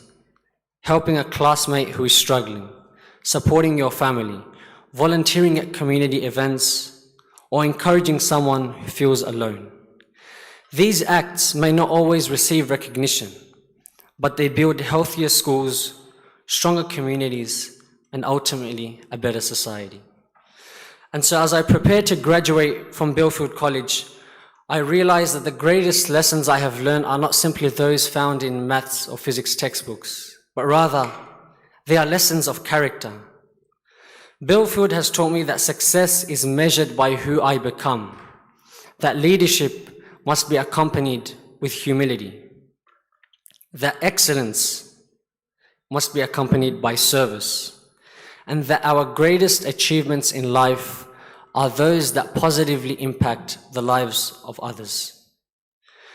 Today, our world is plagued with injustice, with tyranny, division, and conflict. Yet Imam Hussain alayhi salam's legacy reminds us that every generation has the opportunity to choose a different path.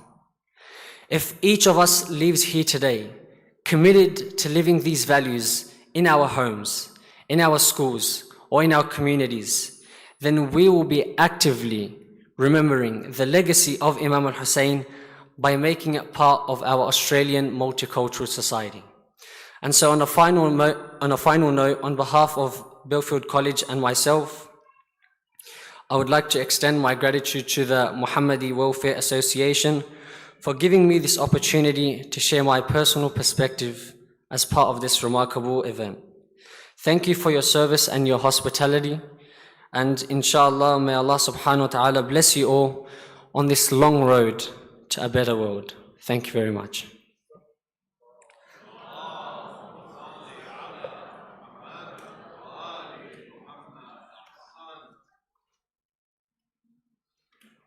To connect with one another and appreciate each other's presence. So, Who is Hussain is a global humanitarian movement inspired by the life and legacy of Imam Hussain.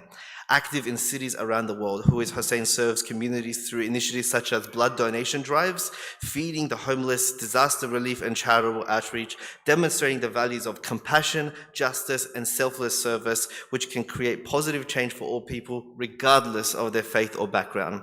Imam Hussein's message has traveled far beyond Karbala, inspiring people across cultures and continents, and echoing the words of Sister Amjad of Sister Aisha, as Mahatma Gandhi quotes, we have him saying, Mahatma Gandhi, I have learned from Hussain how to achieve victory while being oppressed. And to give a closer look at this global perspective, we will begin by playing a very brief 2-minute documentary of Who is Hussain, and then afterwards Sister Zahra can come up and deliver her speech. Sallallahu ala Muhammad wa ali Muhammad.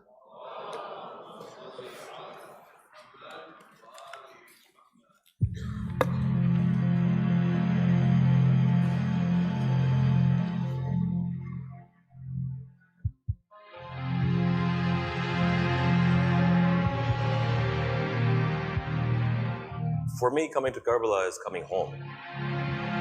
From a young age, Hussain has touched my heart in many ways. Coming over here really renews hope. It gives me hope. It gives me the will to go back and do more. I think coming here just always provides me personally a newfound respect and inner strength that I can find myself through Hussain ibn Ali to continue pursuing good work. Karbala to me is that land which has given a message loud and clear that you have to walk the talk and you have to convert your thoughts into action. To me, Hussain represents justice. I find refuge in Hussain and his values and his love, which encompasses you regardless of who you are, regardless of where you've been, regardless of where you're going.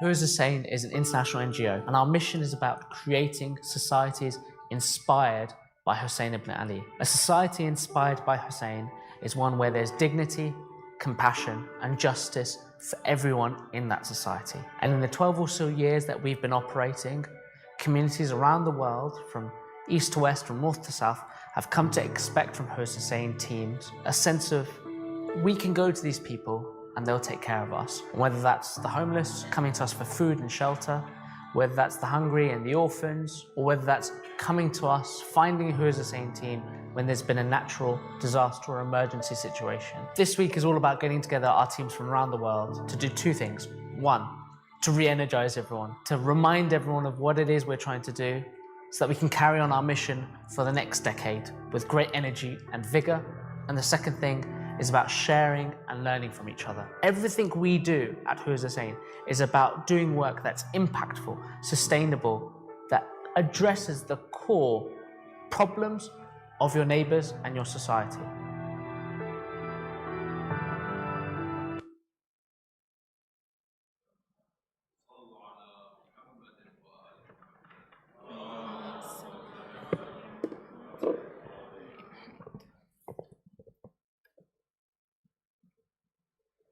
Bismillahir Rahmanir Rahim. In the name of Allah, the most compassionate, the most merciful. Respected scholars, speakers, brothers and sisters, Assalamu alaikum wa rahmatullahi wa barakatuh. My name is Zara Kakani, and I am privileged to volunteer with Hussain Sydney team. Watching that video always reminds me that the question who is Hussain is being answered every single day, not just with words, but through acts of compassion, service, and justice that is served through the communities all around the world. In December 2024, I had the privilege to represent our Australia team at the global conference for Hussain in Karbala. The same place in Karbala for the same love for Imam Hussain. So Hussain is a non-government, is a charity, and we have our teams across 90 different cities all around the world. And in that global conference, we had over 90 representatives, and each representative represented a whole team from their city. And during the global conference, we all met each other at the conference. And subhanAllah, the representatives were from all around the world. And these representatives were from all around the world, from different countries, from different cultures, speaking different languages, living in different countries and living a different lifestyle. And each team had, they face and they help their city with different needs. And alhamdulillah, us living in Sydney, we are very privileged that the needs that we need in our city is nothing like the other cities all around the world. Listening to the experiences that the representatives face in their cities and the help that these representatives serve in their city was very inspiring. And the slogan that many of our respected speakers kept mentioning, and subhanAllah, in the actual global conference, we kept saying it, it felt like a miracle. We were on the lands of Karbala, and we had representatives from each city all around the world representing the same cause and serving the same cause. And we kept saying, Hubb al-Hussain yajma'una, which means the love of Imam Hussain alayhi salam unites us all. Because when we first arrived to Karbala and arrived to the global conference, no one knew each other. We were all strangers. I was the only one from Australia. These people are from all around the world. But subhanAllah, the work that we were doing in that global conference and the stories that we shared and the work that we shared, it serves the same purpose. And it was truly Hubb al-Hussain yajma'una, the love of Imam Hussain brings us together. Standing in that room, I realized everything that we do is truly to serve Hussain ibn Ali alayhi salam and to serve Allah subhanahu wa ta'ala. How is it that one man with no army, no empire continues to unite and inspire millions of people across every continent, every generation and every faith? Today, I'd like to explore that question because Imam Hussain alayhi salam is far more than a historical figure. He is more than a symbol of mourning. He is a legacy of courage, justice, compassion that continues to unite hearts, transform communities, and inspire people to serve humanity long after the events of Karbala. Perhaps that is one of the greatest miracles of Hussain ibn Ali alayhi salam. Not only what he did on the day of Ashura, but what continues to happen because of it. A legacy that refuses to be confined to history, a legacy that lives on in every heart that beats with the love of Hussain. بسم الله الرحمن الرحيم لن تنالوا البر حتى تنفقوا مما تحبون وما تنفقوا من شيء فإن الله به عليم. Allah subhanahu wa ta'ala tells us in the Qur'an, you will never attain righteousness until you spend from what you love. And Allah subhanahu wa ta'ala is all-knowing. When we think of that, we think of it in terms of charity and wealth. But Karbala shows us the meaning of this verse in the highest of form. Hussein gave from what he loved most. He gave his family, his friends, his children, and his life, all to stand up for justice. The key lesson taught from the lesson of Hussein is to be principled with everything that we do, having core values that we will never compromise on. It is rare on this day and age to see leaders demonstrate these strong principles. When we see the leaders of our time living a very luxury lifestyle, and the people living in their countries are struggling with very human basic needs like shelter and food and healthcare. There are a few exemptions who have been principled like Hussein, that have sacrificed like Hussein, that have stood up for justice like Hussein, that have given everything that they have to stand up for the ones who have no voice. When we reflect on the events of Hussein's stance on the day of Ashura in Karbala, we don't just see a sacrifice, we inherit a responsibility. A responsibility to have strong principles to live by, a responsibility to live a life of service, to stand for justice, to care for the vulnerable, to serve without expecting praise or recognition. We serve our communities and our cities' needs. It is a legacy. Hussein's story is not just a narrative, it is a legacy, it is a lesson, and it is a way of living, and it is to live a moral and just life. He sacrificed everything to preserve the values of justice, morality, and active service. When we reflect on the sacrifice of Hussein ibn Ali, alayhi salam, very few of us will be expected or asked to sacrifice what he sacrificed. But each and every single one of us today will be asked a question. I ask you today, what will you do with the life you've been given? How will you use your life to serve others? Perhaps it is sacrificing your time to serve the needs of your city, to provide a meal for someone that is in need of a meal, or to donate blood, and each single blood donation saves up to 3 lives. Or a listening ear to someone who needs it, or to use your career and your life to serve our city and our needs. Who is Hussein? Broke a world record. The movement was Global Blood Heroes campaign on the 27th of August 2022. Who's Hussein as a whole broke a world record for blood donations across the world. Who is Hussein around the whole world? They successfully donated 37,000 donations across 35 plus cities in 27 countries, potentially saved over 110,000 lives during a period of global blood shortages in the amount of 24 hours on the day of Arba'in.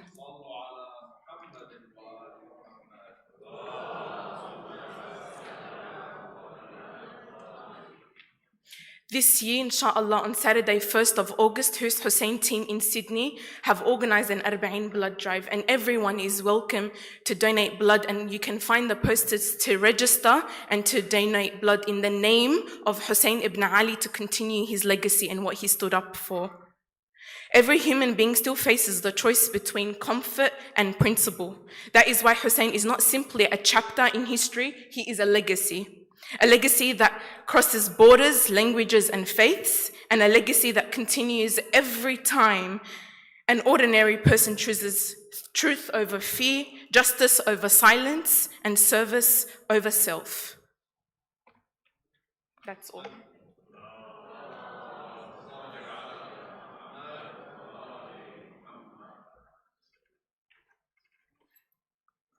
Thank you, Sister Zahra. I've been following Who is Hussein for quite a while, and it's so beautiful to see how much Who is Hussein has accomplished, especially with the statistics that you've shown. And as someone who works in healthcare, I can understand the importance of donating blood. So please, if any one of you guys is interested, please. To move on with our program, in the Gospel of Matthew, Jesus Christ teaches, "Blessed are those who hunger and thirst for righteousness." Matthew chapter 5, verse 6. Imam Hussein's sacrifice was driven by precisely that pursuit of righteousness. Our next speaker is Dr. Chris Hewer, an internationally respected scholar of Christian-Muslim relations. Through his work with universities, churches, and interfaith organizations, he has spent decades building understanding and dialogue between Christian and Muslim communities around the world. Please direct your attention to the screen as we welcome Dr. Chris Hewer, who will speak on the outcomes of productive dialogue.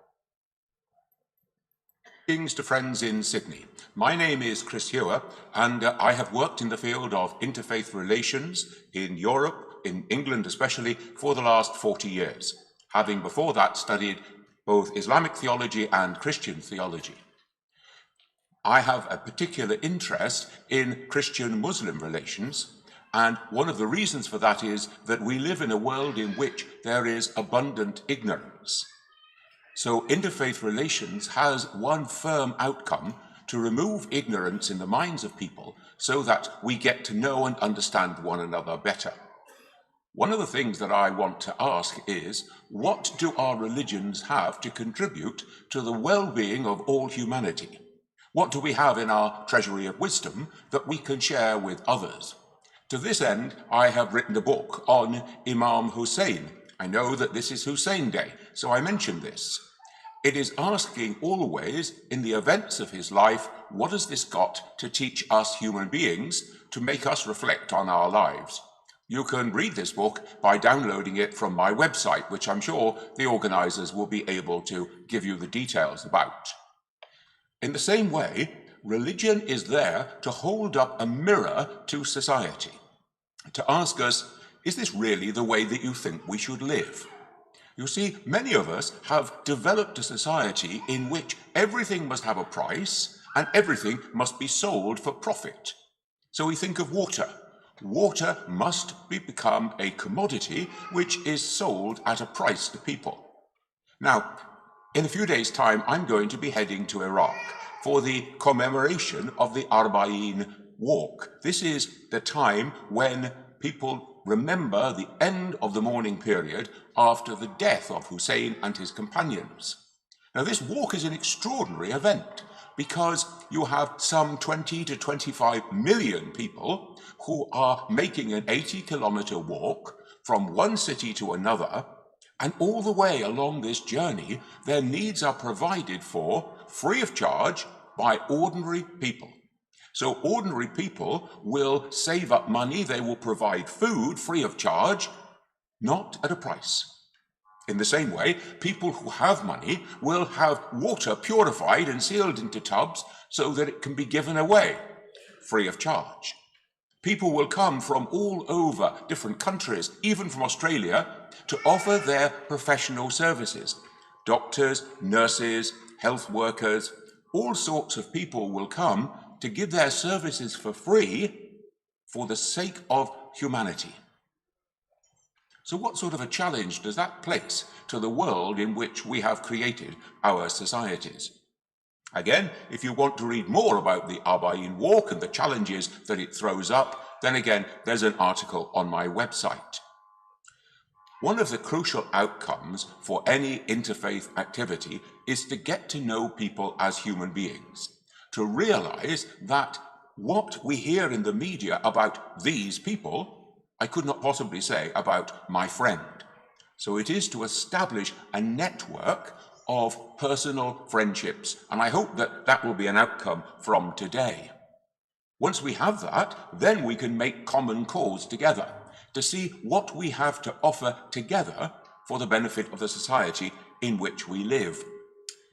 Again, this is a way of me reflecting on my own faith. So after 40 years of studying Islam and helping people to understand about it better, I can tell you that my own understanding, my knowledge and my commitment to my Christian faith has deepened in this process. I see my own faith in the mirror of the other. So this is not about losing one's faith, but rather it's about deepening it.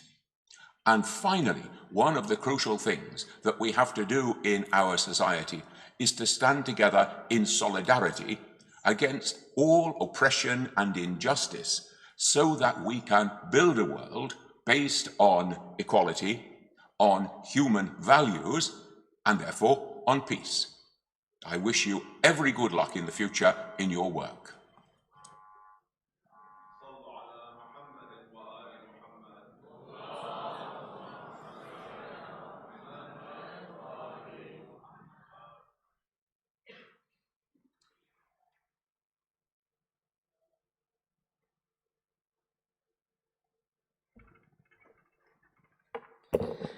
Thank you very much for that. And so what we'll be doing now is we will be welcoming our next speaker, which is Haj Tom Toby, up to the stage. But before I do that, I just want to speak about Haj Tom Toby. I think I got a little bit excited. I mentioned your name. Haj Tom Toby has been involved in our community for many years, involved in value-based leadership, helping translate principles of compassion, service, and social responsibility into practical initiatives. And when I say practical, I mean photography, I mean videography, which Hajj can speak about himself. Our Holy Prophet Muhammad said, "The most beloved people to Allah are those who are most beneficial to humanity. Understanding only becomes meaningful when it inspires action." So for that, please welcome Haj Tom Toby, who will share how art expresses the broad and timeless reach of Imam Hussein's values with a loud salawat.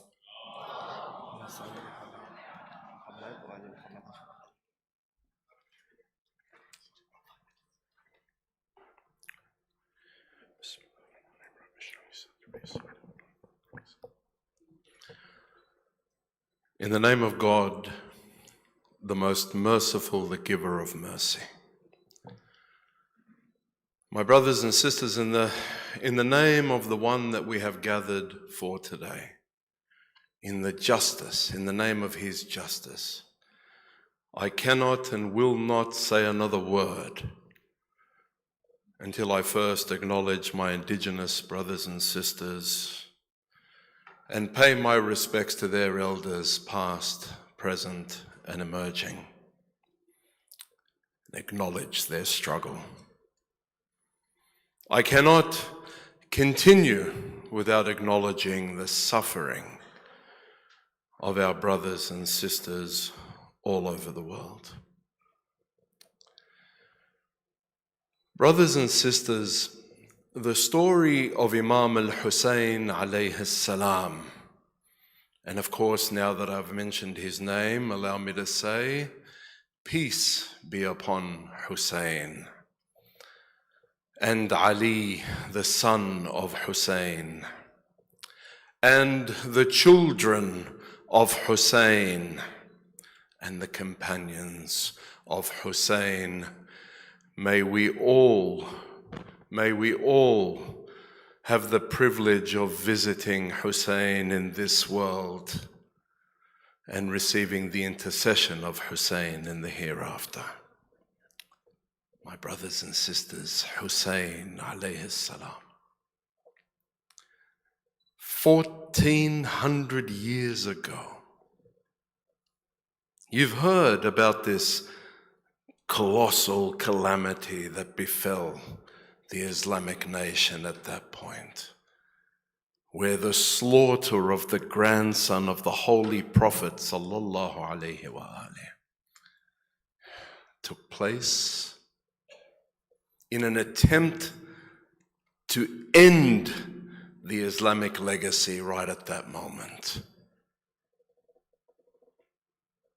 Last year, 27 million people on one day walked from Najaf to Karbala. Najaf, the shrine of Imam Ali alayhi salam, his father,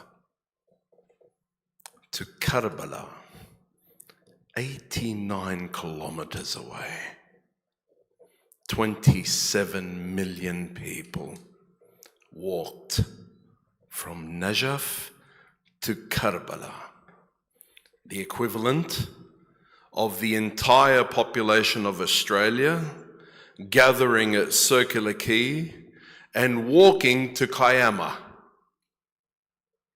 Now, I don't know about you guys, but up until the first time I had walked from Najaf to Karbala, I had not walked 89 kilometers in perhaps all of my life collectively.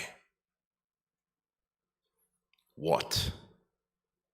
What did Imam Hussain alayhi salam do and represent 1400 years ago that last year, after 1400 years, every single year, 27 million people decided that they would walk from Najaf to Karbala.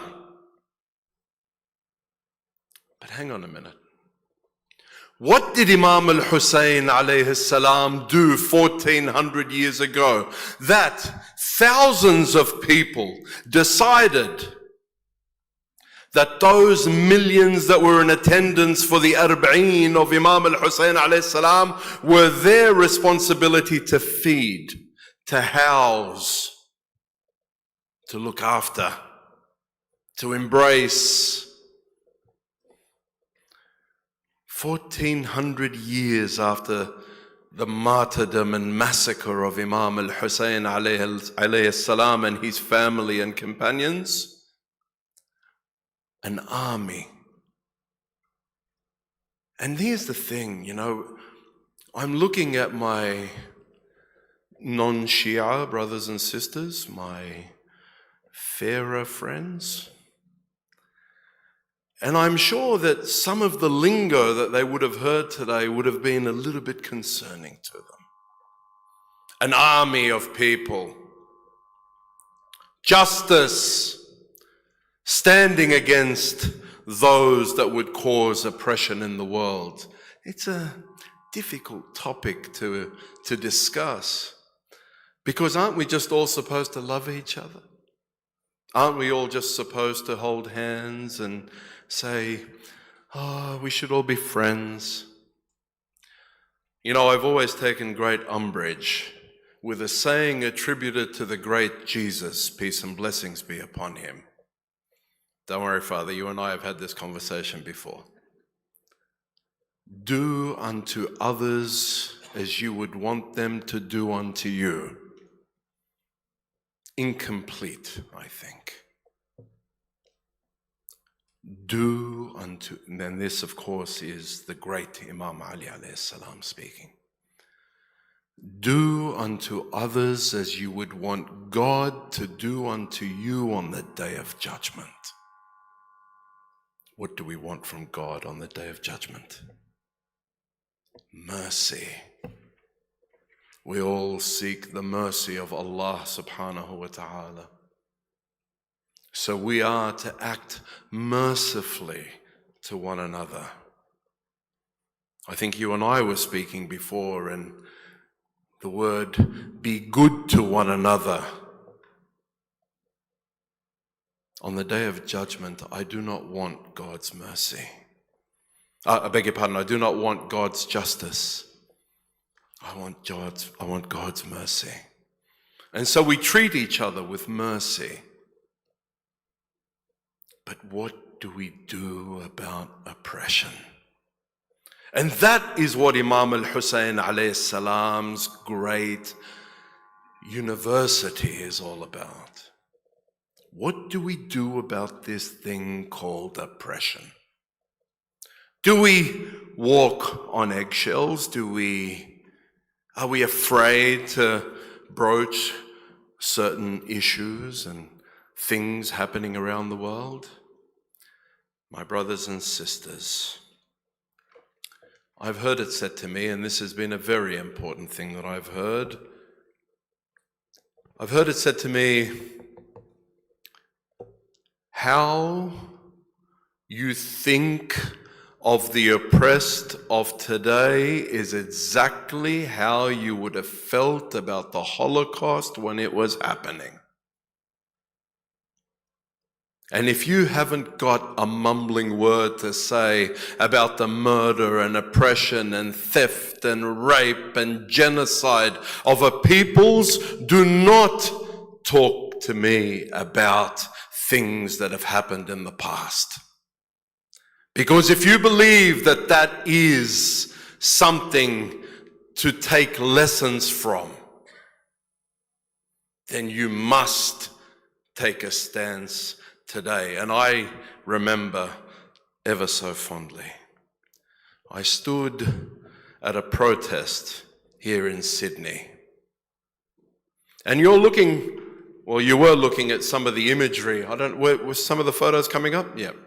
I had 5 minutes worth of photos up so that I remember when to stop, and my wife is sitting there, she's going to stop me, and now you're going to stop me. But I'm going to be really quick from this point. And I remember standing at that protest and I was thinking to myself, how do I engage with this crowd? They're there to support a cause that I love, but how do I engage with them? And the first thing that I did was I stood and I asked my Jewish brothers and sisters to identify themselves, to put up their hands. And they did, and they screamed, and I said to them, I said, I remember when that decrepit and disgusting and woeful and un-Islamic group called ISIS were out committing the most disgusting and putrid crimes that we can all consider. I remember how we as Muslims stood up and said, not in our name. And I told my Jewish brothers and sisters, I said, we had to do that for about 10 or 15 years. But it was you, my brothers and sisters, you, my Jewish brothers and sisters, that stood up and said, not in our name, for what is happening in Palestine now, and you have done so for 77 years. And that is the legacy of my brilliant Jewish brothers and sisters. So I'm not here to tell you that Imam Hussain alayhi salam is your greatest example. I'm here to tell you that he is my greatest example. And if you have great examples, then put them forward, because together they meet. Because the good is something that God has placed in the heart of every single one of us. But who of us will be exemplary? When you think of Imam Hussain alayhi salam, think that you can point to the best of you. Sallu ala Muhammadin wa ali Muhammad.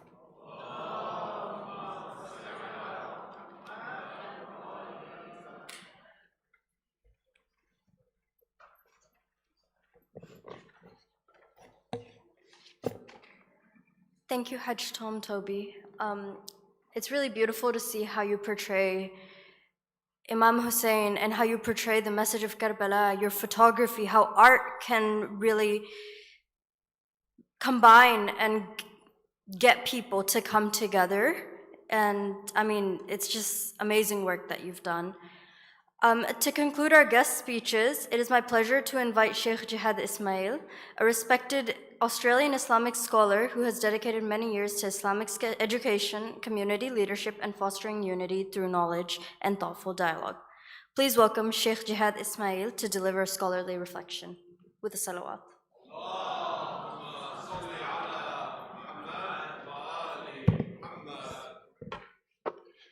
بسم الله الرحمن الرحيم وصلى الله على سيدنا محمد وعلى أهل بيته الطيبين الطاهرين. Distinguished guests, respected faith leaders, honored members of our communities, ladies and gentlemen, brothers and sisters. Peace be upon you all gathered here this afternoon. Today, it is a great honor for me to stand before you as a member of the Shia Muslim community, especially in the presence of our Christian, Sikh, and other faith representatives who are here with us today. Our gathering itself today carries a profound message. It tells the world that although our path to God may differ, our commitment to humanity is one and the same. Today, we remember a man whose name has traveled across centuries, cultures, and continents. A man whose sacrifice has inspired millions. His name is none other than Hussein, son of Ali, the grandson of the Prophet, peace be upon him and his family. And for Muslims, Imam Hussein is a deeply sacred figure, but for the Shia community, he is the master of martyrs. But today, I present Hussein under a different light, not as a Muslim figure. I present him as a voice for humanity. Because Karbala is not only Shia history, it's human history. It is the story of a person who stood when others remained silent. A person who chose dignity over comfort. A person who chose conscience over survival.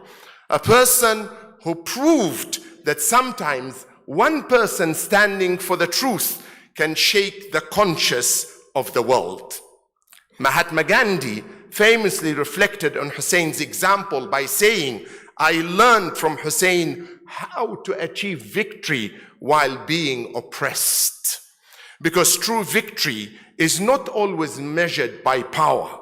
Sometimes victory is measured by courage. My dear friends, there are moments in history when heaven stops asking humanity, "What do you believe?" and begin asking, "Who are you?" Karbala was one of those moments. It was a mirror placed before the human soul. On one side stood power, wealth, authority, and fee. On the other side stood truth, dignity, sacrifice, and 72 people who refused to sell their conscience. 14 centuries have passed, kings have disappeared, empires have collapsed, and borders have changed. But the question of Karbala remains alive.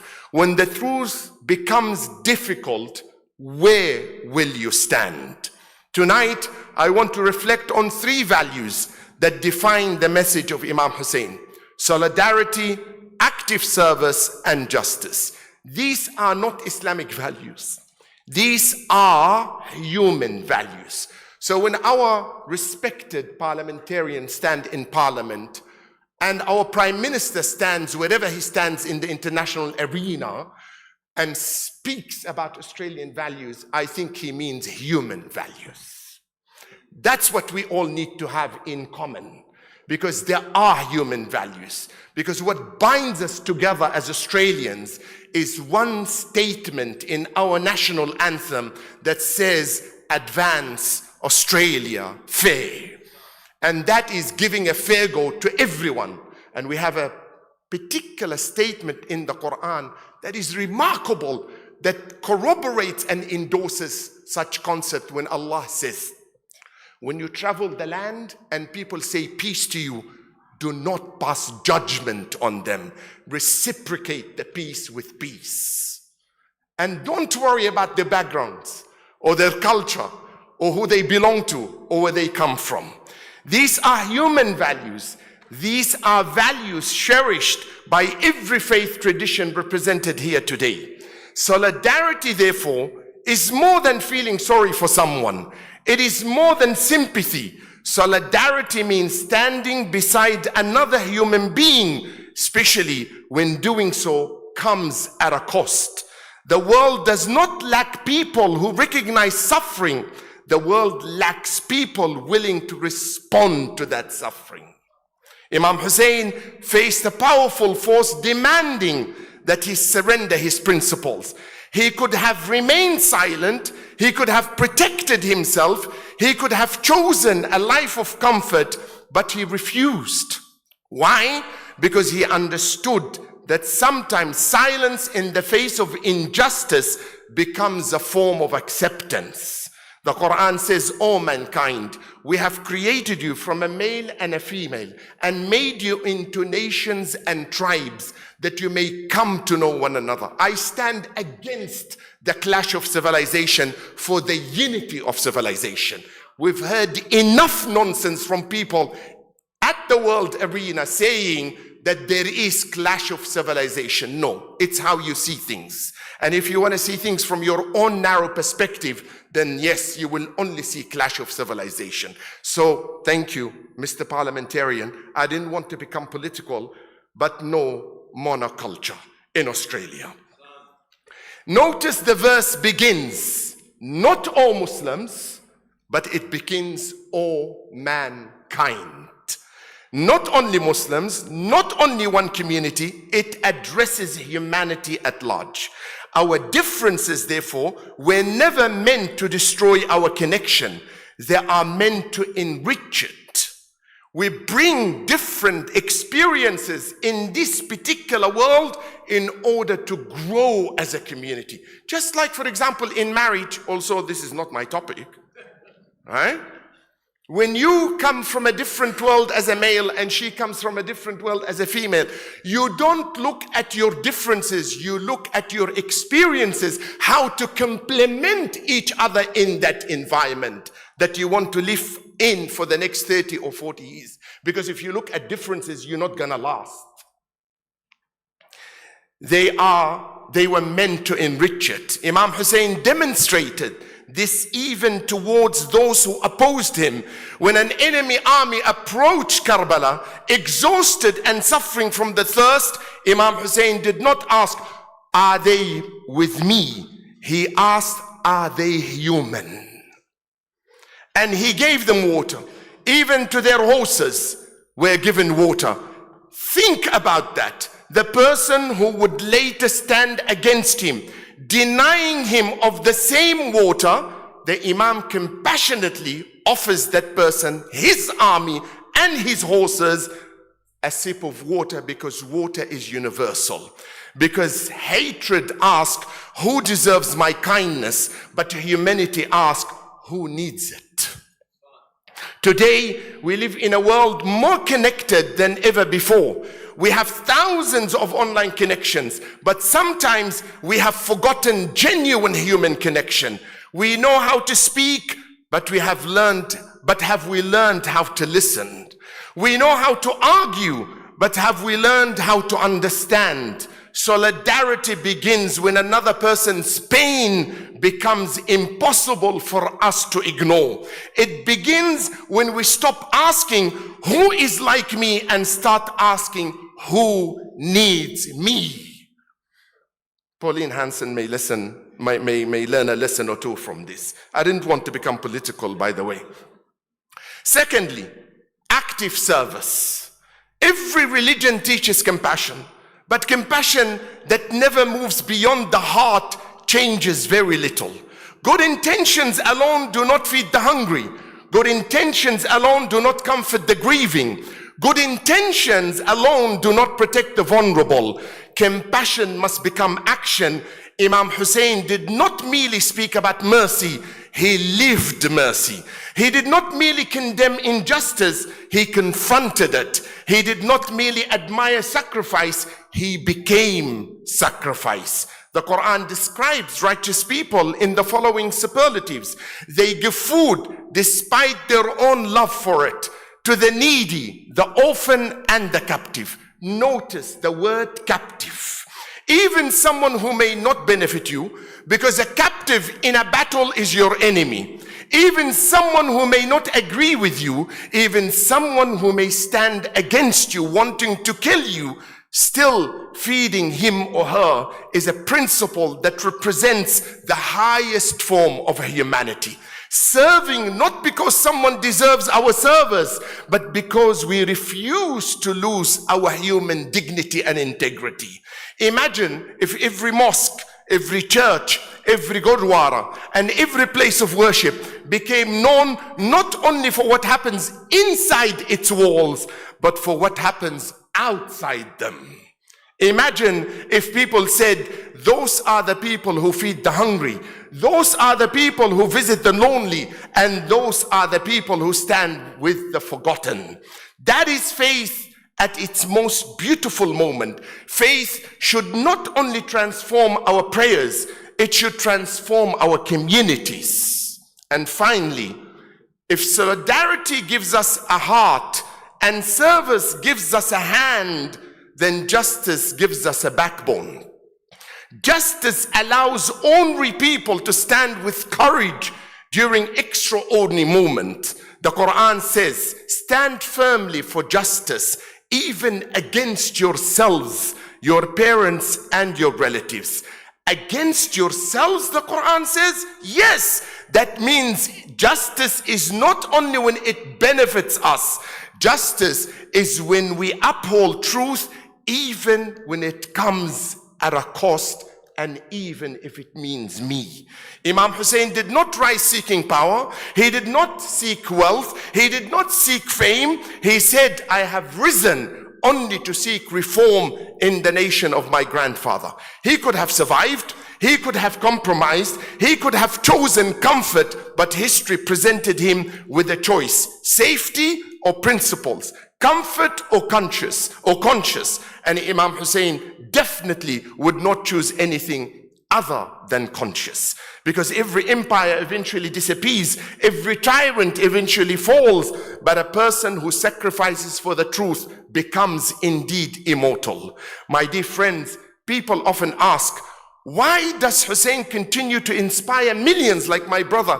The eloquent Tom Toby said 27 million people marched in the love of Hussain, almost 14th century after. The answer is simple. Because every generation has its own Karbala. Not necessarily with swords. No, I do not affiliate with ISIS, nor does ISIS ever represented Islam. And by the way, another hint to Pauline Hanson, I think we have a good Muslim among our midst. We do have a good Muslim, right? We do. Thank you, brother, for your amazing speech, and I wish you all the best in your future endeavors. Not necessarily with words, but with choice. Every generation faces moments where it must decide, will I remain silent or will I speak? Will I walk away or will I stand? Will I protect only myself or will I protect the dignity of others? Karbala is not only a place in Iraq. Karbala exists wherever truth is threatened, whenever a person stands against injustice. And this brings me back to my first day in Australia back in 1978. I was only 14 years old. I went for a dentist appointment, and the good Christian lady who was the receptionist said to me, what is your good Christian name? I said, Jihad. She said, you're kidding me. You are really kidding me. Your parents called you holy war? That's the last thing I want to hear. I said, ma'am, with all due respect to you, what denomination do you belong to? She said, I'm Catholic. I said, fantastic. Let me explain the concept of jihad to you. She said, please. I said, imagine you living in a Muslim country and you are persecuted on the basis of your faith being a Catholic. It is my duty to perform jihad to vindicate your rights in that Muslim country. That is the name jihad and what it stands for. I'm not promoting myself, by the way. I'm just saying in passing what the name holds and what the concept itself means. Wherever a person stands against injustice, wherever someone serves the vulnerable, wherever someone sacrifices comfort for another human being, today, I do not ask you to leave here simply remembering Hussain. I ask you to leave here resembling Hussain. Because the greatest tribute we can offer him is not only to mourn his sacrifice, it is to continue his mission. Imam Ali, the father of Imam Hussain, salawatullahi wasalam alayh, left humanity with a profound maxim and message that I believe should honor every parliament entrance in the world. He said to one of his governors when he went to govern over Egypt, O Malik, the governor's name was Malik, who was a Kufan from a Yemeni descent. So he was born in Yemen, lived and raised in Kufa. He said to Amir al-Mu'minin Ali ibn Abi Talib, I'm a Kufan, you're sending me to Egypt. Egypt is agnostic, atheist, multi-faith, Muslim, Coptic. How do I rule among them? I'm a Kufan, I only know Muslims. He said to him, O Malik, people are of two kinds. There is no third kind in the world. People are of two kinds. Either your brother in faith, meaning he's a Muslim like you, or you're equal in humanity. So when you rule among them, you rule among them as they are your equal in humanity. So you are brothers in this world. Imagine a world guided by that principle. A world where dignity is not determined by religion, race, or background. A world where every human being is valued. And so tonight, let us leave with three commitments. When another human being suffers, we will stand beside them. That is solidarity. When someone needs help, we will not speak, we will serve. And that is active service. And I take my hat off, or turban as we call it, to my respected Sikh brother who's sitting here at the front. In 2022, I was in Brisbane at an Islamic Shia center that were holding the programs for Imam Hussain. Sorry, I won't take much of your time. And I was told, and I'm not surprised by the way, that the people across the road from our center who are Sikh brothers and have a Gurdwara offered to cook 30 days for the coming of people visiting this Imam Hussainiyya in order to serve them as part of our human integrity. This is active service. And when justice requires courage, even when it is difficult, even when it is unpopular, even when it comes at a cost, we will not remain silent. That is the legacy of Hussein. Allow me to conclude with the timeless words of Imam Hussain on the plains of Karbala when he made this profound statement. If you have no religion and you do not fear the day of judgment, then at least be free in your worldly life. Notice something powerful that he said. He did not only appeal to religion, he appealed to conscience, because conscience is the language understood by every human heart. That is why Hussein belongs wherever there is a cry for justice, wherever there is a hungry child, wherever there is a grieving parent, wherever there is a person searching for dignity, wherever there is a human being refusing to surrender their conscience, because Ashura is not merely an event we remember, it is a responsibility we inherit. May God grant us all the courage to stand for the truth, the compassion to serve humanity, and the wisdom to recognize the dignity of every human being. God bless you all. Wassalamu alaikum jami'an wa rahmatullahi wa barakatuh.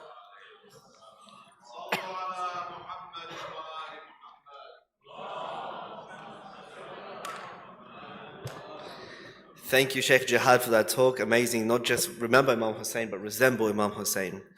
And every meaningful gathering should leave us with that sense of purpose. To share a final message, it's my pleasure to invite the president of the Muhammadi Welfare Association, Sayyid Abdul Hassan Jafari, also known as Uncle Rumi, up to the stage with a loud salawat.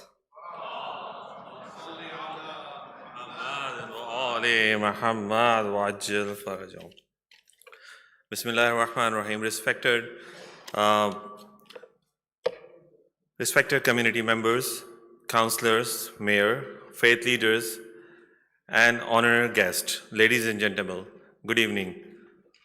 On behalf of Muhammadi Welfare Association, before I conclude, I would like to sincerely thank you, Nathan Haggerty, MP, and Werber Kirby, MP, Tina Ayad, and also Councillor Mohinder Singh, our representative from New South Wales Police, our respected faith leaders, our speakers, sponsors, volunteers, the organizing committee, and every member of Muhammadi Welfare Association who work tirelessly to make today's event a success. Most important, thanks to everyone who accepted our invitation and joined us today.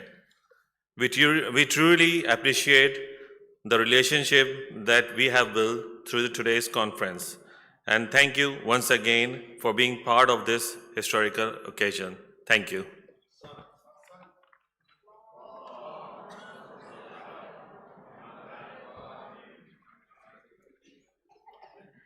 Thank you, Rumi Uncle, and once again, thank you to everyone who's contributed to today's program.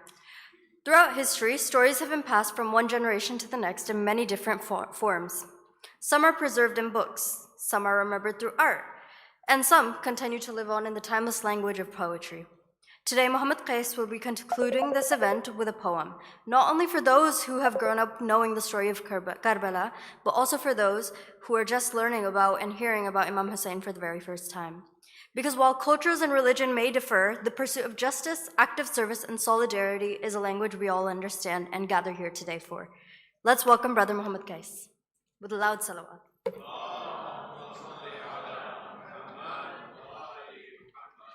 Thank you, Sister Meher. I promise I won't take too long. In fact, you can actually record, it will be under 2 minutes. Bismillahir Rahmanir Rahim. When I speak about religion, ears press in, eyes lock in, hearts rest in. It's who I mention, who do I mention? It doesn't sound odd when I speak about God. With an open mind, even the atheist will nod. Imam Ali says people are of two kinds, either brothers in faith or equals humankind. So equally, respectfully, we all bleed, have mouths to feed, share the same dreams. Our goals for justice in acts of service, to reach that dream, let's all discuss this. So I come with the mission and hope that we rise, not to change religion, but enhance our lives. We find a man, when stood he was slain. His call echoed the land, come hear his pain. How come we haven't heard his blessed holy name? People yearn to learn the story of Hussain. 100 in his army, he opposed 30,000. He even took his family, now millions astounded. To fight an army, knowing he will be killed, his message was harmony, God's spirit he willed. His ark of salvation, where everyone is welcome, from every nation, even in MWA, welcome. In Imam Hussain, you see the world. Millions mourn his pain, his shrine they have walled. Hussain shared, never be scared. When adversity confronts you, always be prepared. No need to be Muslim or Shia to be peaceful. Walk, run and swim. By God, we are equal. Christian and Hindu, atheist and Buddhist, Sikh and Jew, in faith we rest.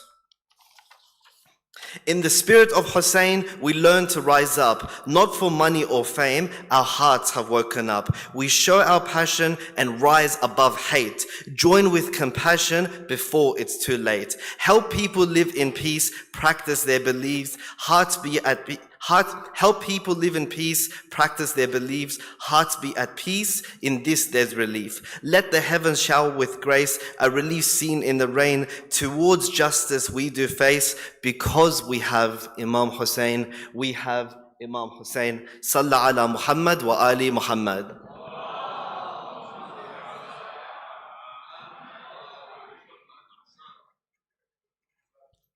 Thank you, Qais, for that beautiful poem. As we end today's program, we'd like to leave you with one final reflection. Imam Hussein's message belongs to all of humanity. His stand at Karbala reminds us that justice transcends race, nationality, and religion, and that compassion is strongest when it reaches beyond our own communities. Before you leave, we invite you to visit our media booth over there to record a short reflection and take a photo. Maghrib prayer for those who wish to pray will be held upstairs, and please feel free to serve yourself to some of the delicious refreshments set up outside as you make your way back home. Please note that traffic will leave one way. We also encourage you to continue the conversation started today and stay connected with Muhammadi Welfare Association throughout the year. On behalf of Muhammadi Welfare Association, thank you for being with us at Hussain Day 2026. We wish you all a safe journey home. Assalamu alaikum wa rahmatullahi wa barakatuh, and thank you.